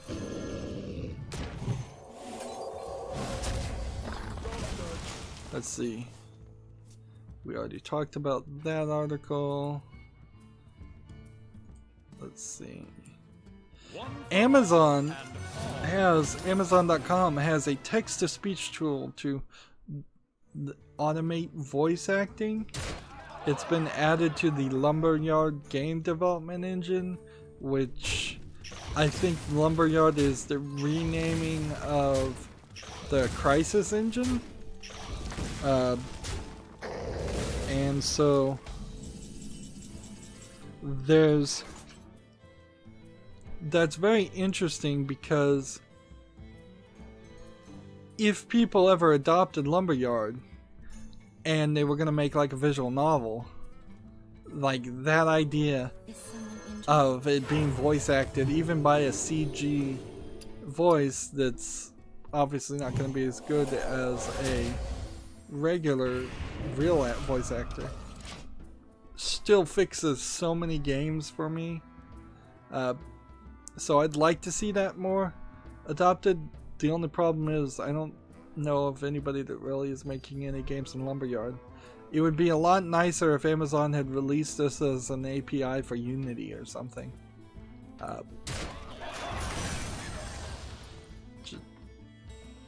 Let's see.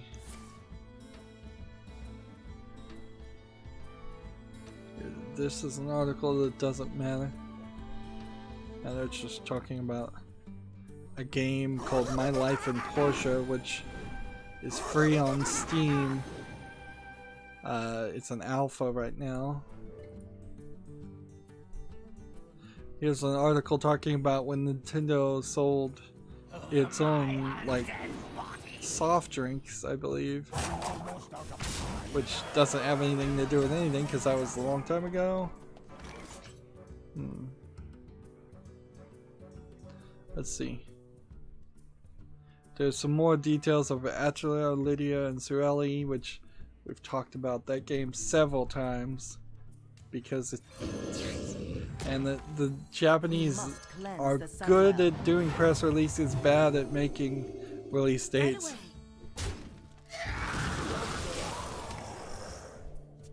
Like, they just keep on putting out more and more details. Wow, this game looks like a puzzle game now. Well, it has some puzzle elements on top of being a 3D RPG game. At this point, I want that game to come out and just be done with it. And let's see.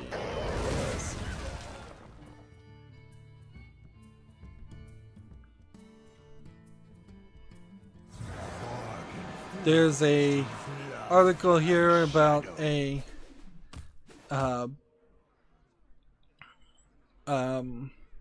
game called Butterfly Soup, which is a visual novel with well-written LGBT characters. So, like, I don't know. Looking at some of this looks like it is preachy and ridiculous. Yeah, maybe I'd check it out, but maybe I'd end up groaning a lot too. Let's see. I think. Oh, here's a picture of a game that I have no name for. You can't really say anything about it. And let me just keep going through all of this news. Yeah, none of this is news. And let's see. Well, at the Humble Bundle now. Is somebody on? Can we spectate? Let's spectate and wrap this up. Let's see. The Humble Strategy Simulator Bundle is the most recent one. There's a Humble Sex and Science one, which is a bunch of comic books.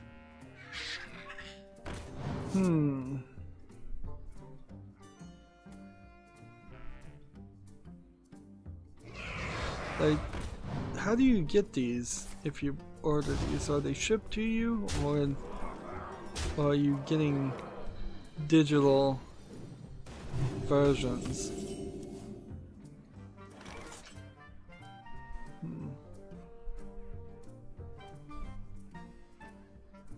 Like,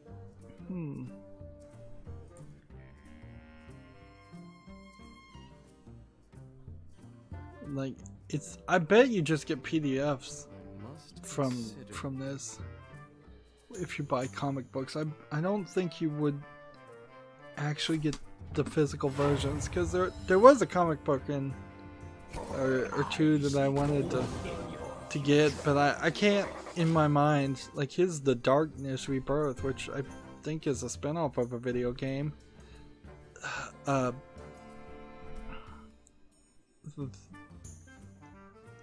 can't in my head find a time. Alright, here it is. $366 worth of digital comics. Pay what you want, DRM free. So, like, sure, you can pay $15 and get them in PDF and actually support either the developers or some other people. I guess maybe if you didn't, and if you bought the physical versions already, I guess that would make sense. And see, they've gotten like a new logo, I think, too. A logo system where it says books and comics, or comics bundle, books bundle, books bundle, games bundle. And so there's two games bundle, and they're kind of moving everything together on this. They've changed the website. So there's another books bundle. what format do the books come in, I wonder? Are they in PDF format, or like what's the multi-format? They come in PDF, EPUB, and MOBI files. That's the three you'd want, and you'd want them, particularly in books, book bundles. You would want them to be formatted correctly and look good. Is this guy gonna lose? Valmont. And one of these bundles is start a startup bundle, where it's a bunch of ebooks on starting a business. I probably am not an expert at starting a business, but I would probably recommend, if you want to start a business, do a very little bit of legal research and then just go. Don't read a bunch of books. People that read books are managers that have nothing better to do with their lives. So I guess if you were the manager of something right now and you had a bunch of free time, read those books, but otherwise I would say just go start your business. Like, I've started businesses, I just started businesses. That's all there really is to it. There's some tax things that you have to assign and do, but that's kind of it. Somebody is like request. Here's some spam message.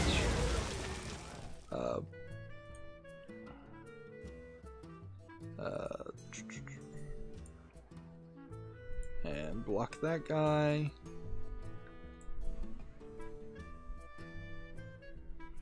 No. Undo, undo. Wow. Trying to find the X on this screen. I'm getting a lot of spammers retweeting me.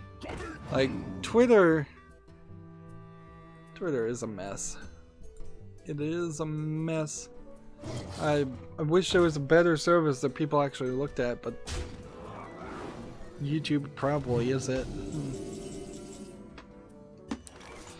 So now I'm back to Twitter though, looking for any more news, and I suspect there probably won't be any. The Open Critic says the embargo has been lifted for Battlefront 2, so we're going to start seeing reviews really quickly.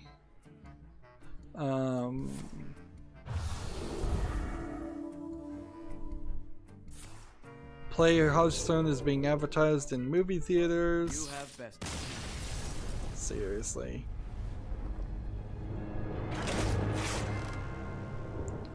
It'll Do is coming out on the Switch. And let's just leave.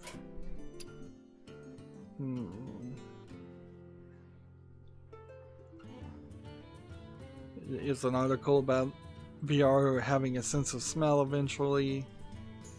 Like, I don't see any reason why anybody would pay any extra amount of money for that. It's a useless feature. I don't want to smell things in video games.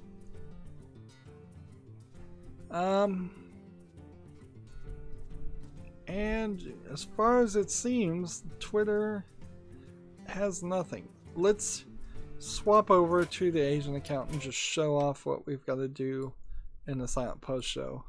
We'll come back and do a watch and learn later, or get that one victory. Like, I can go ahead and get the watch and learn done early because I'm never gonna try to trade out a watch and learn. The end of Is Nigh for Switch is launching December 12th. Let's see if we can trade something here out. Nope, no trade. So destroy 40 minions, play 30 priest cards.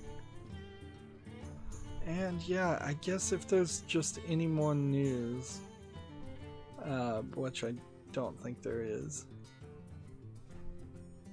I'll talk about it next time, Wednesday. So that's going to be it for this recording and the live stream. Stay tuned for the post show, Silent Post show. As always, I ask you to like, share, subscribe, comment, and watch every second of my videos. Thanks to everybody that did comment, even if it was just to say hey, that's still very helpful. Thank you for watching. Have a good evening.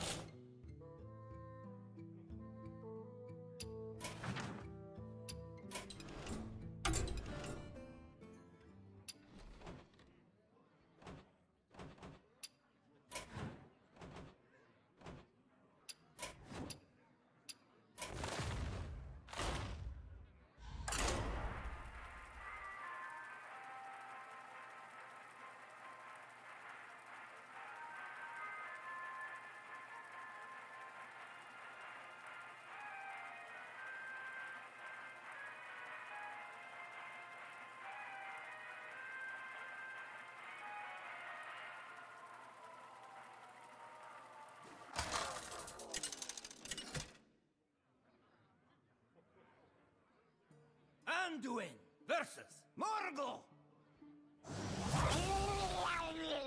The light shall bring victory.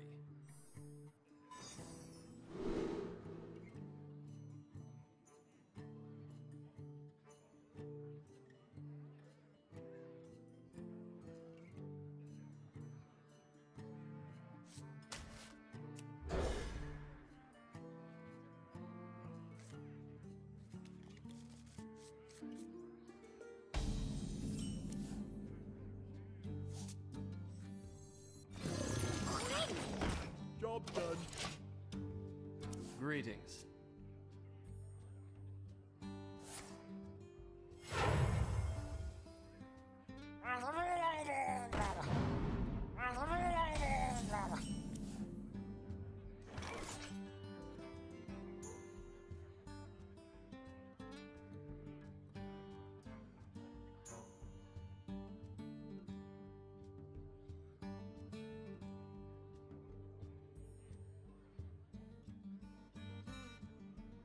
Must consider.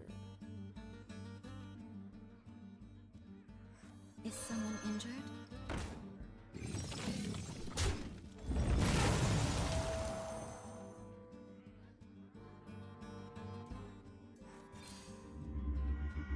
Job's done.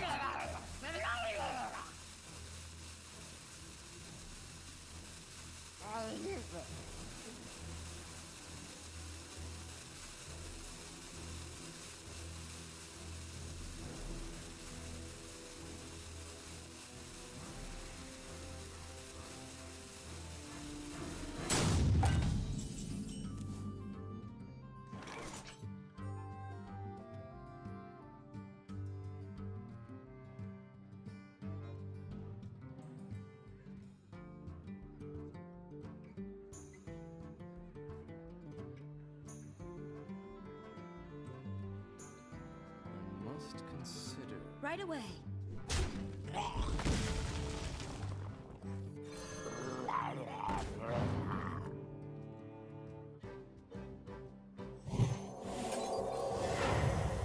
Job's done.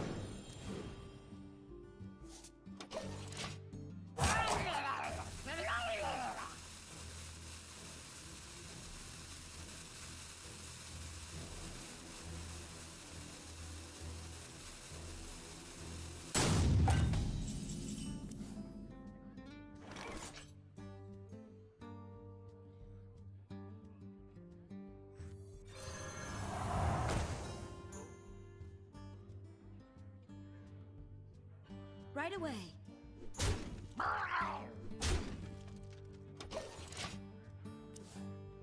Your opponent's back.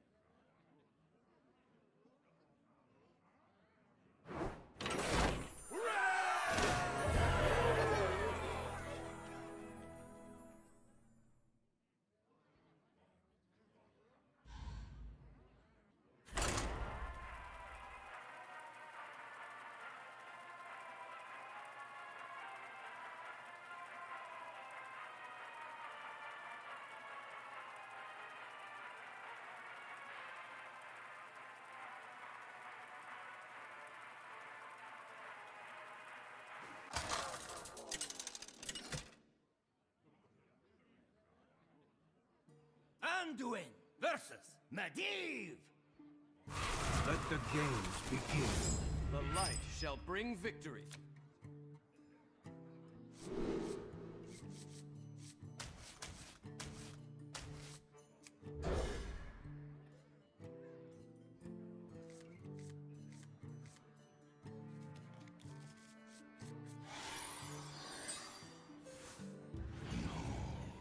The legions I command.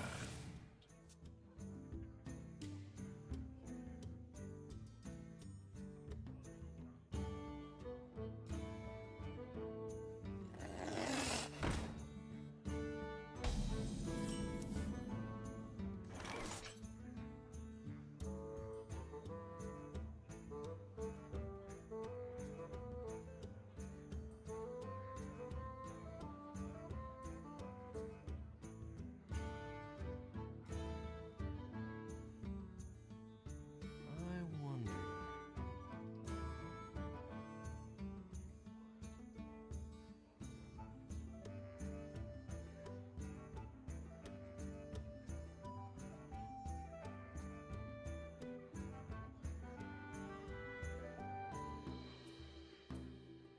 I must consider.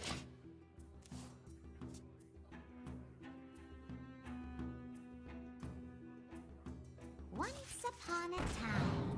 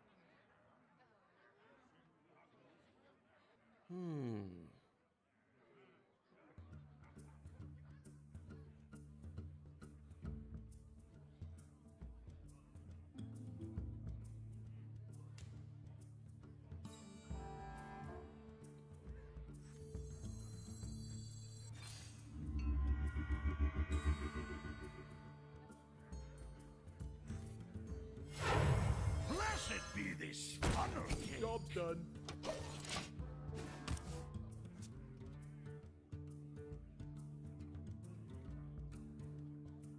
Mind if I roll need?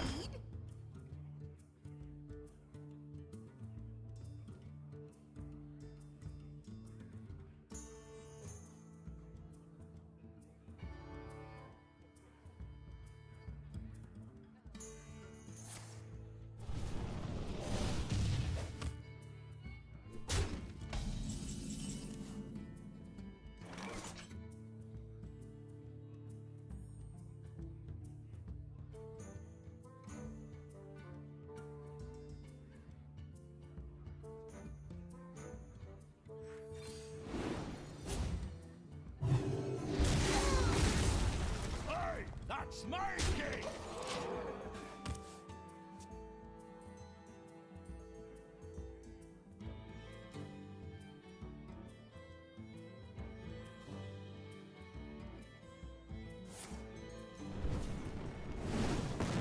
One last bite.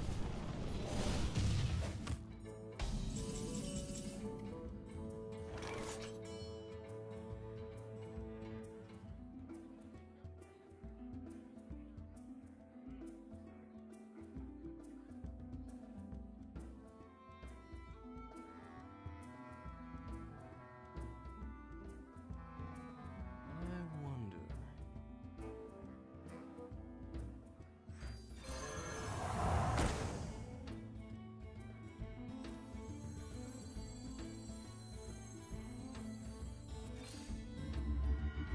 Job's done.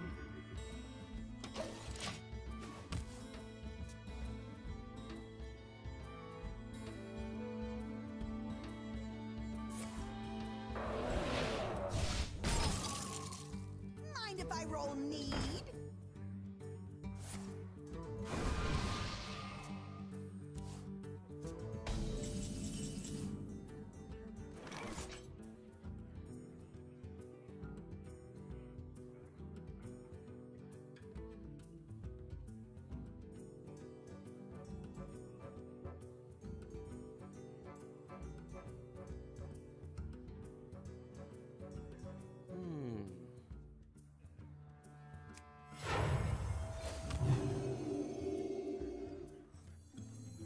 What is real?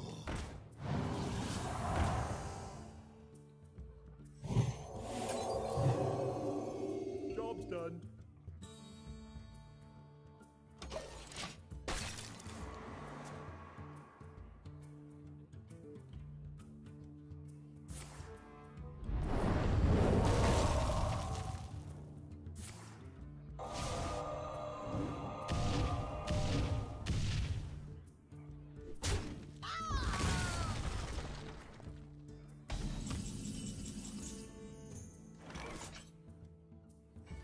Blessed be this funnel cake.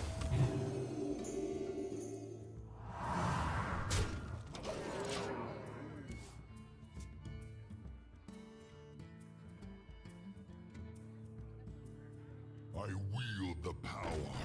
Black. Leave me alone.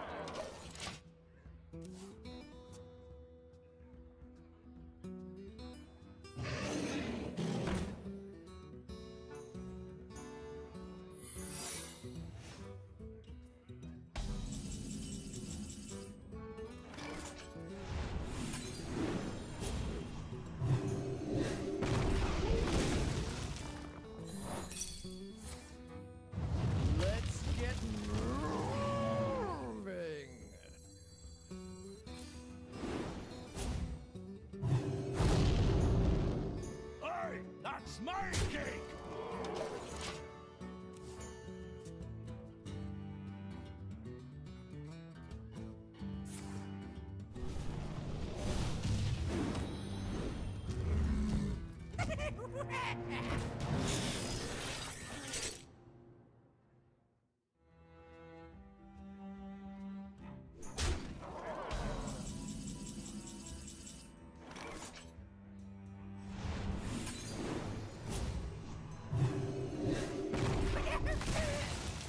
Hey, that's my cake!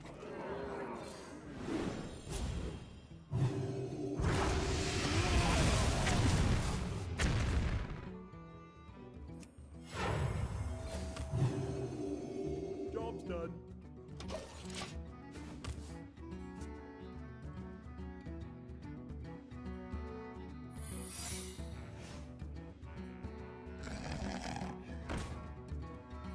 I can wait and fish all day. One last wave.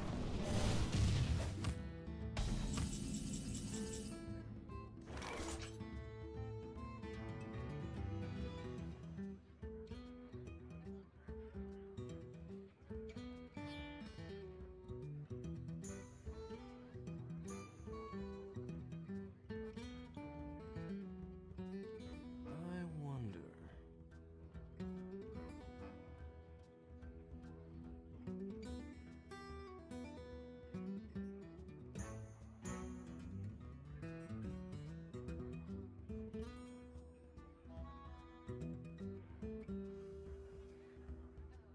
I must consider.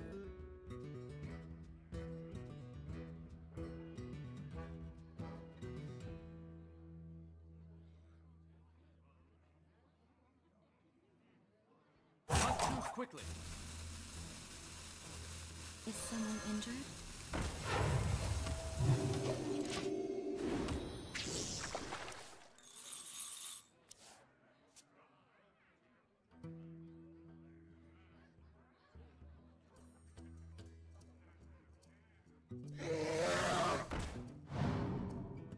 I wield the power of black.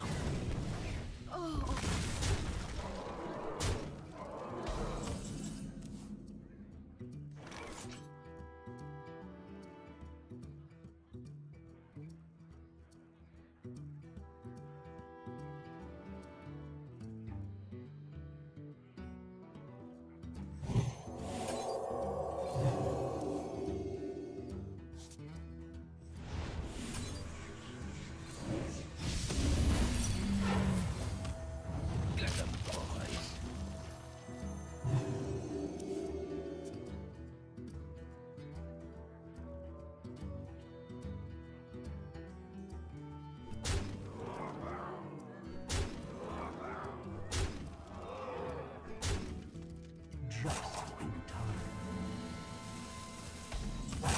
Quickly. I can't do that.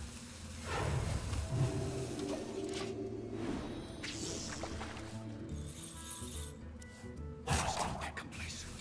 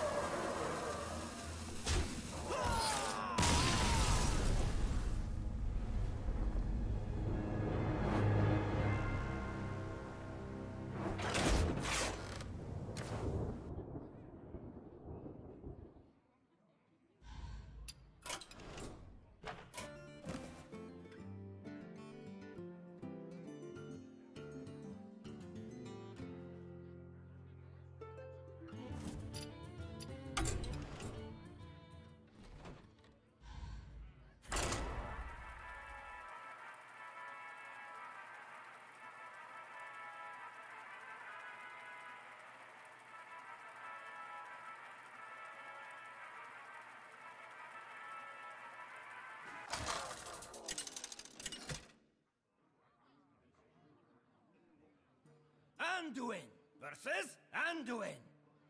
The light shall bring victory. Light smiles upon the just.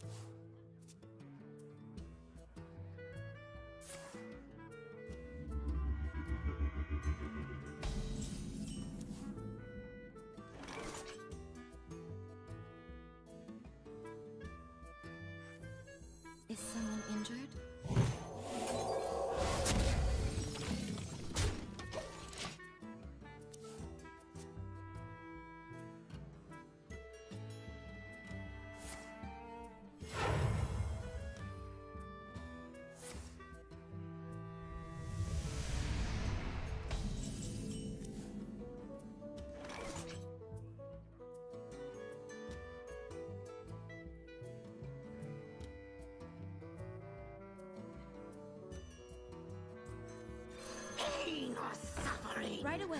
I can decide.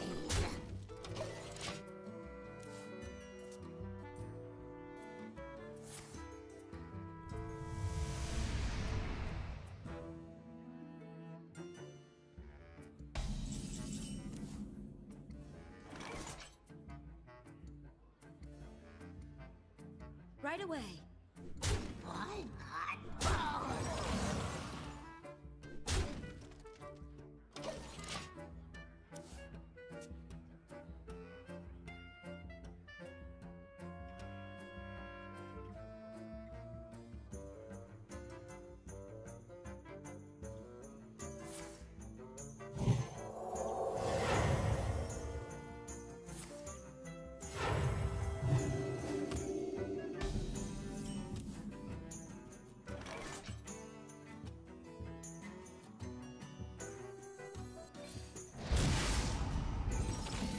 Right away. One hot bone.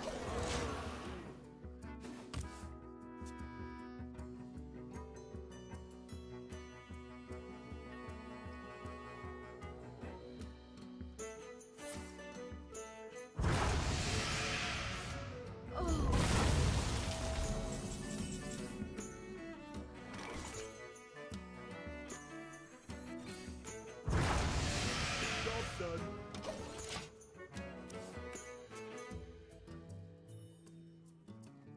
Tonight, a tale of glorious redemption. By the power of Ragnaros, I have the power!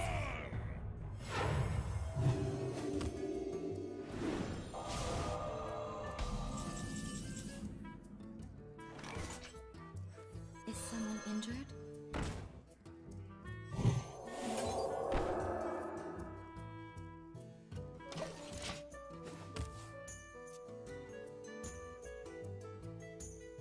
Tortola, preserve us! Blessed be this funnel cake!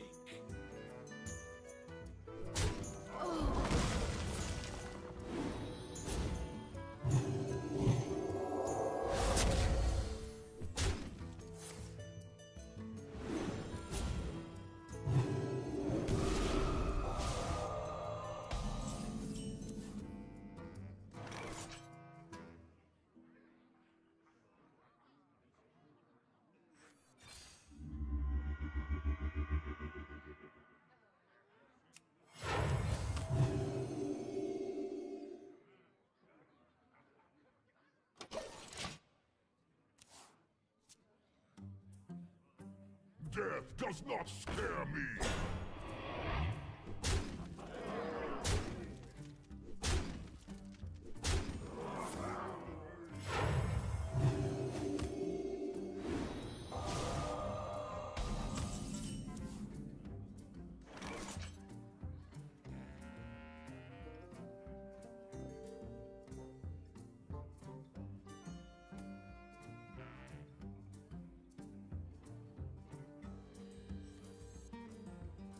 I dream and the world Job's done. Wow.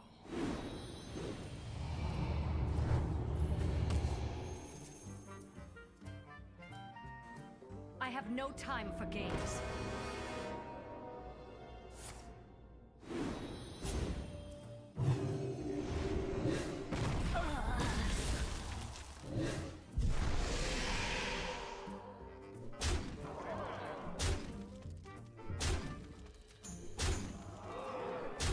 By the power of Ragnaros, I have the power!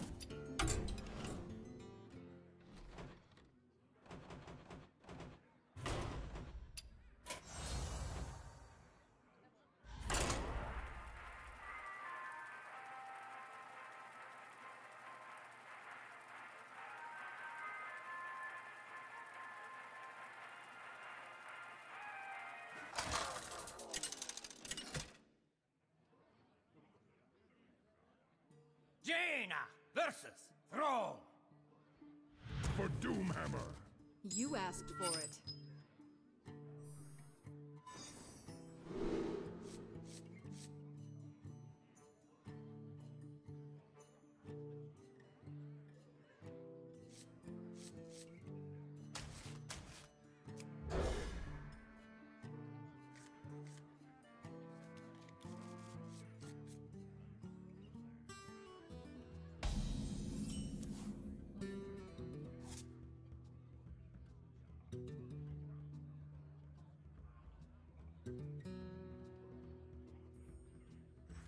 You want to cast a spell? I want to cast a spell.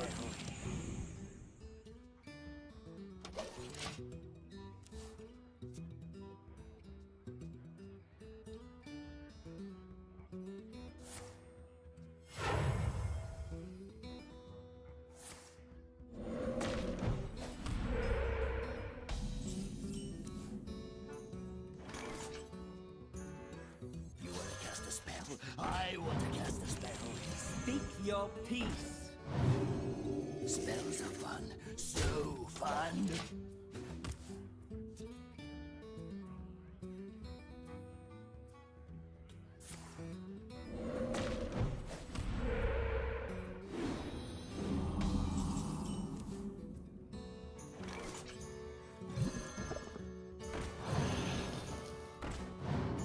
What That's a incredible.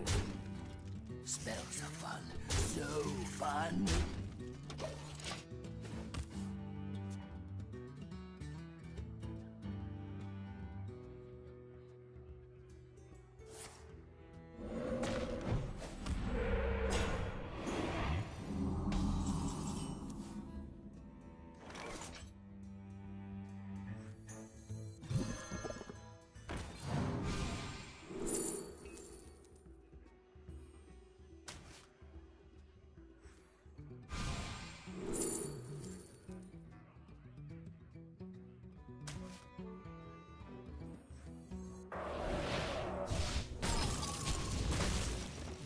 What a bother.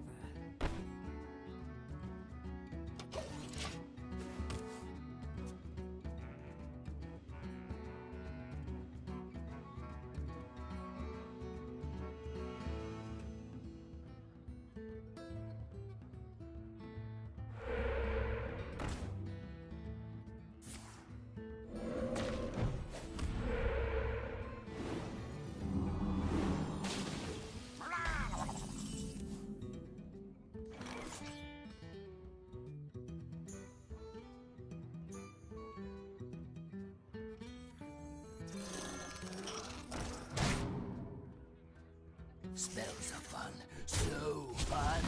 Spells are fun, so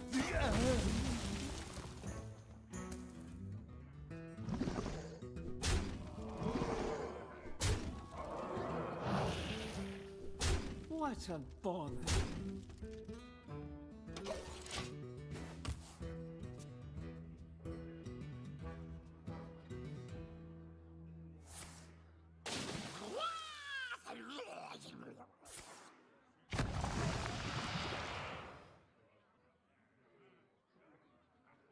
Well played.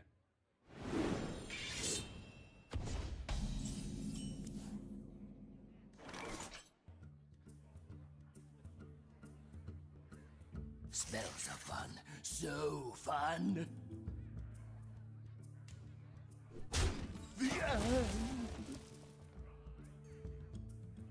What a bother.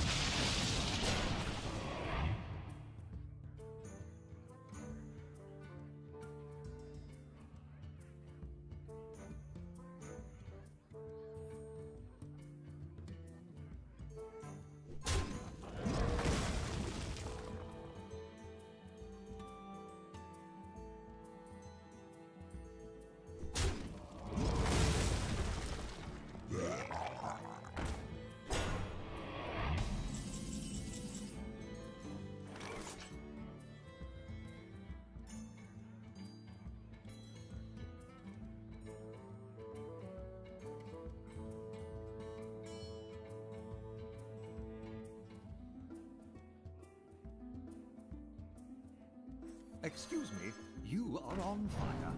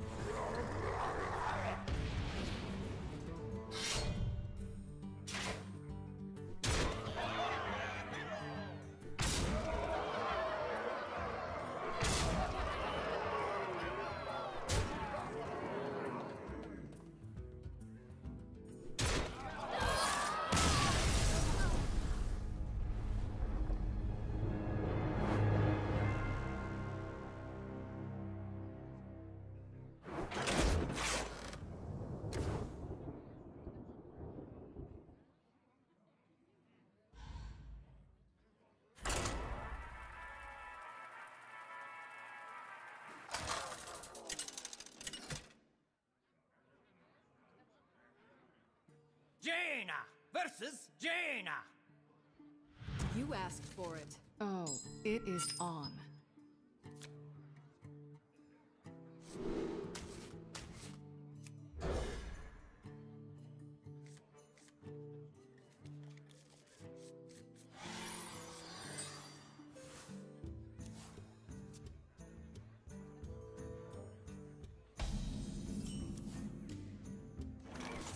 One shot, one kill.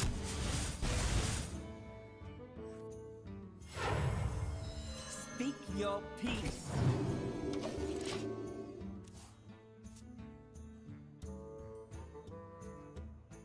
You know, take candle.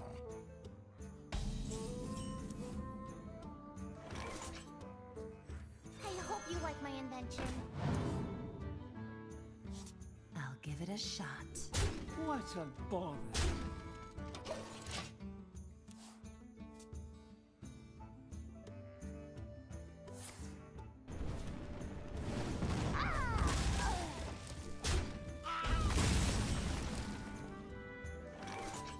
I hope you like my invention.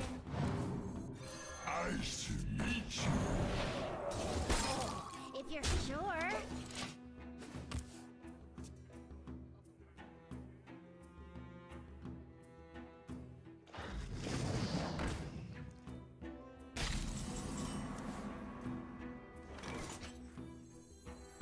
Excuse me, you are on fire. Excuse me, you are on fire.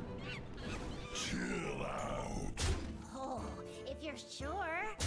Oh, if you're sure. Job done.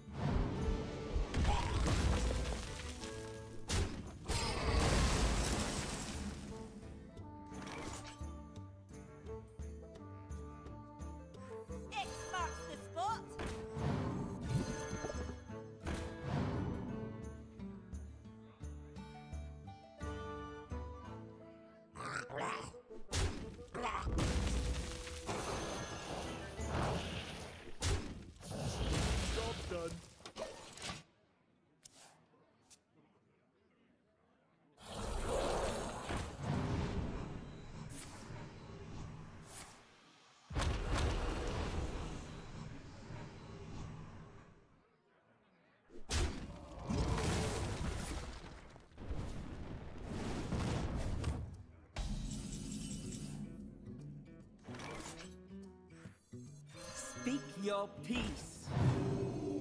Die, landlubber.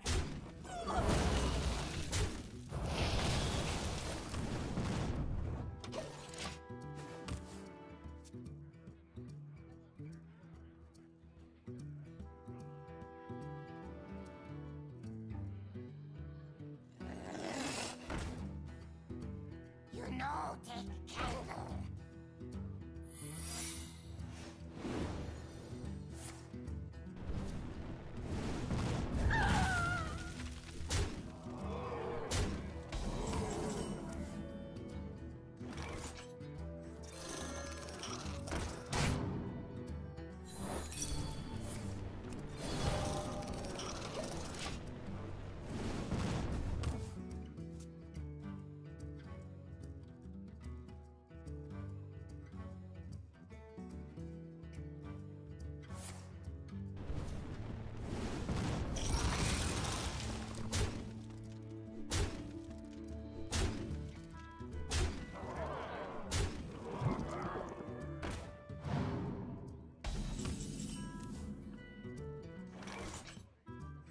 Once upon a time.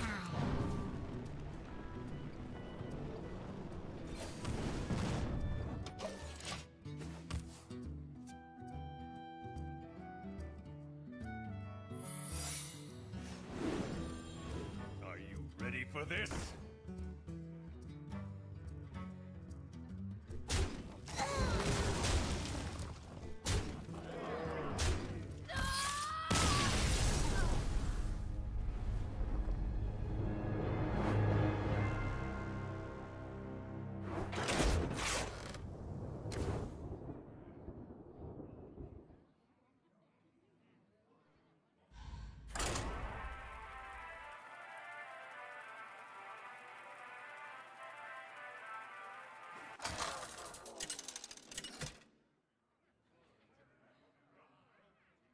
Jaina versus Gul'dan.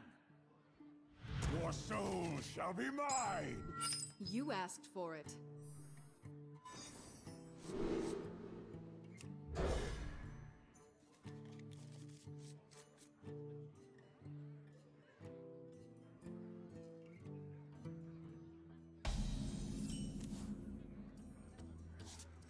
One shot, one kill.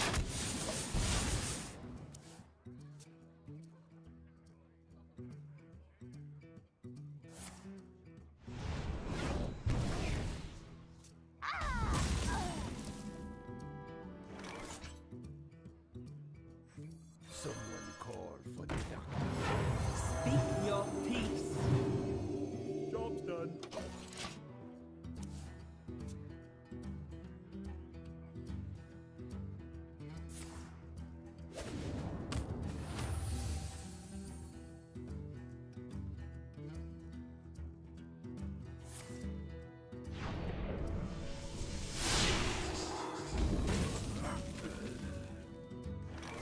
I hope you like my invention.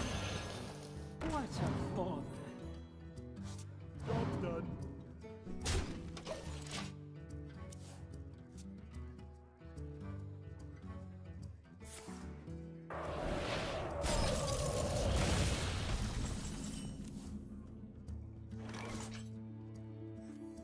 Once upon a time. Are you my master?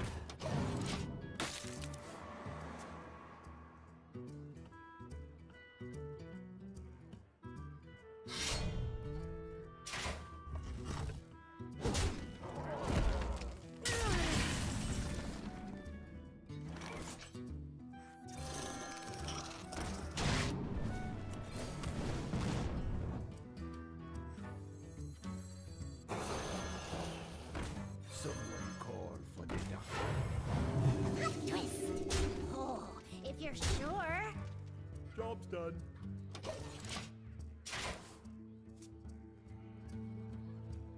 Do you hear its call? Are you my master?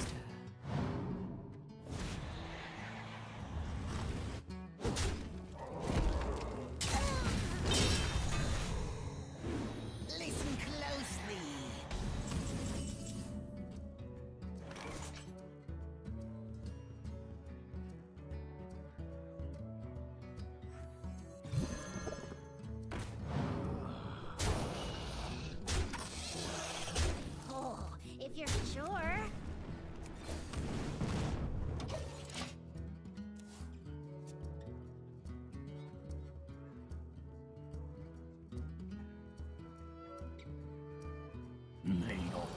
never bribe.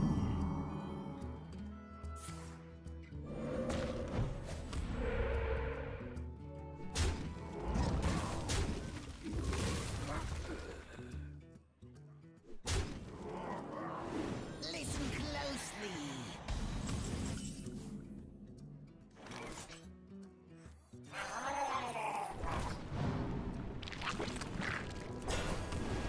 Oh, if you're sure.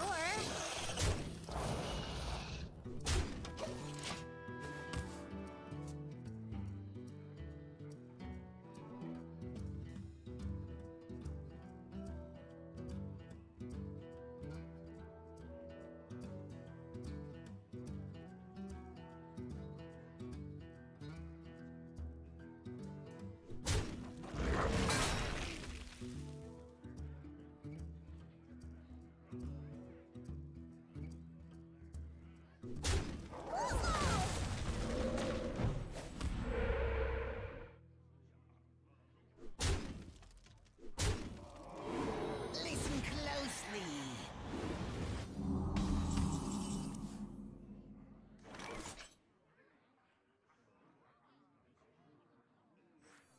Speak your peace.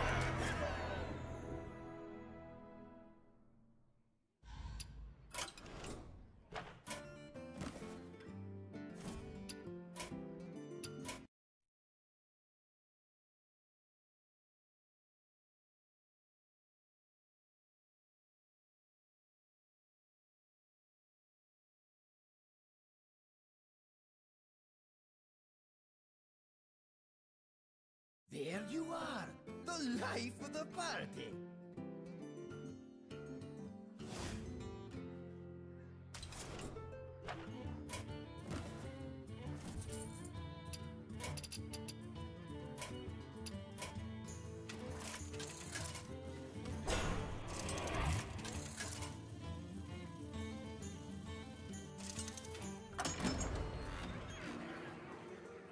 We will devour this world.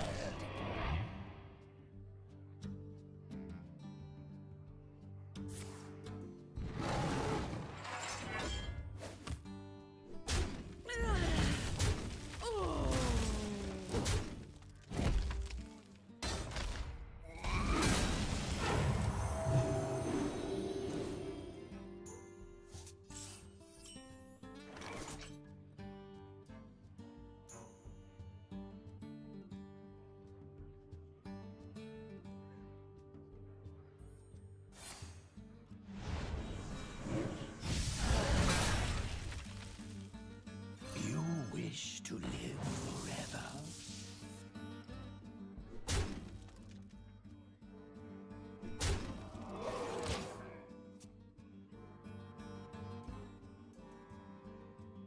The light shall burn. The scourge will devour all.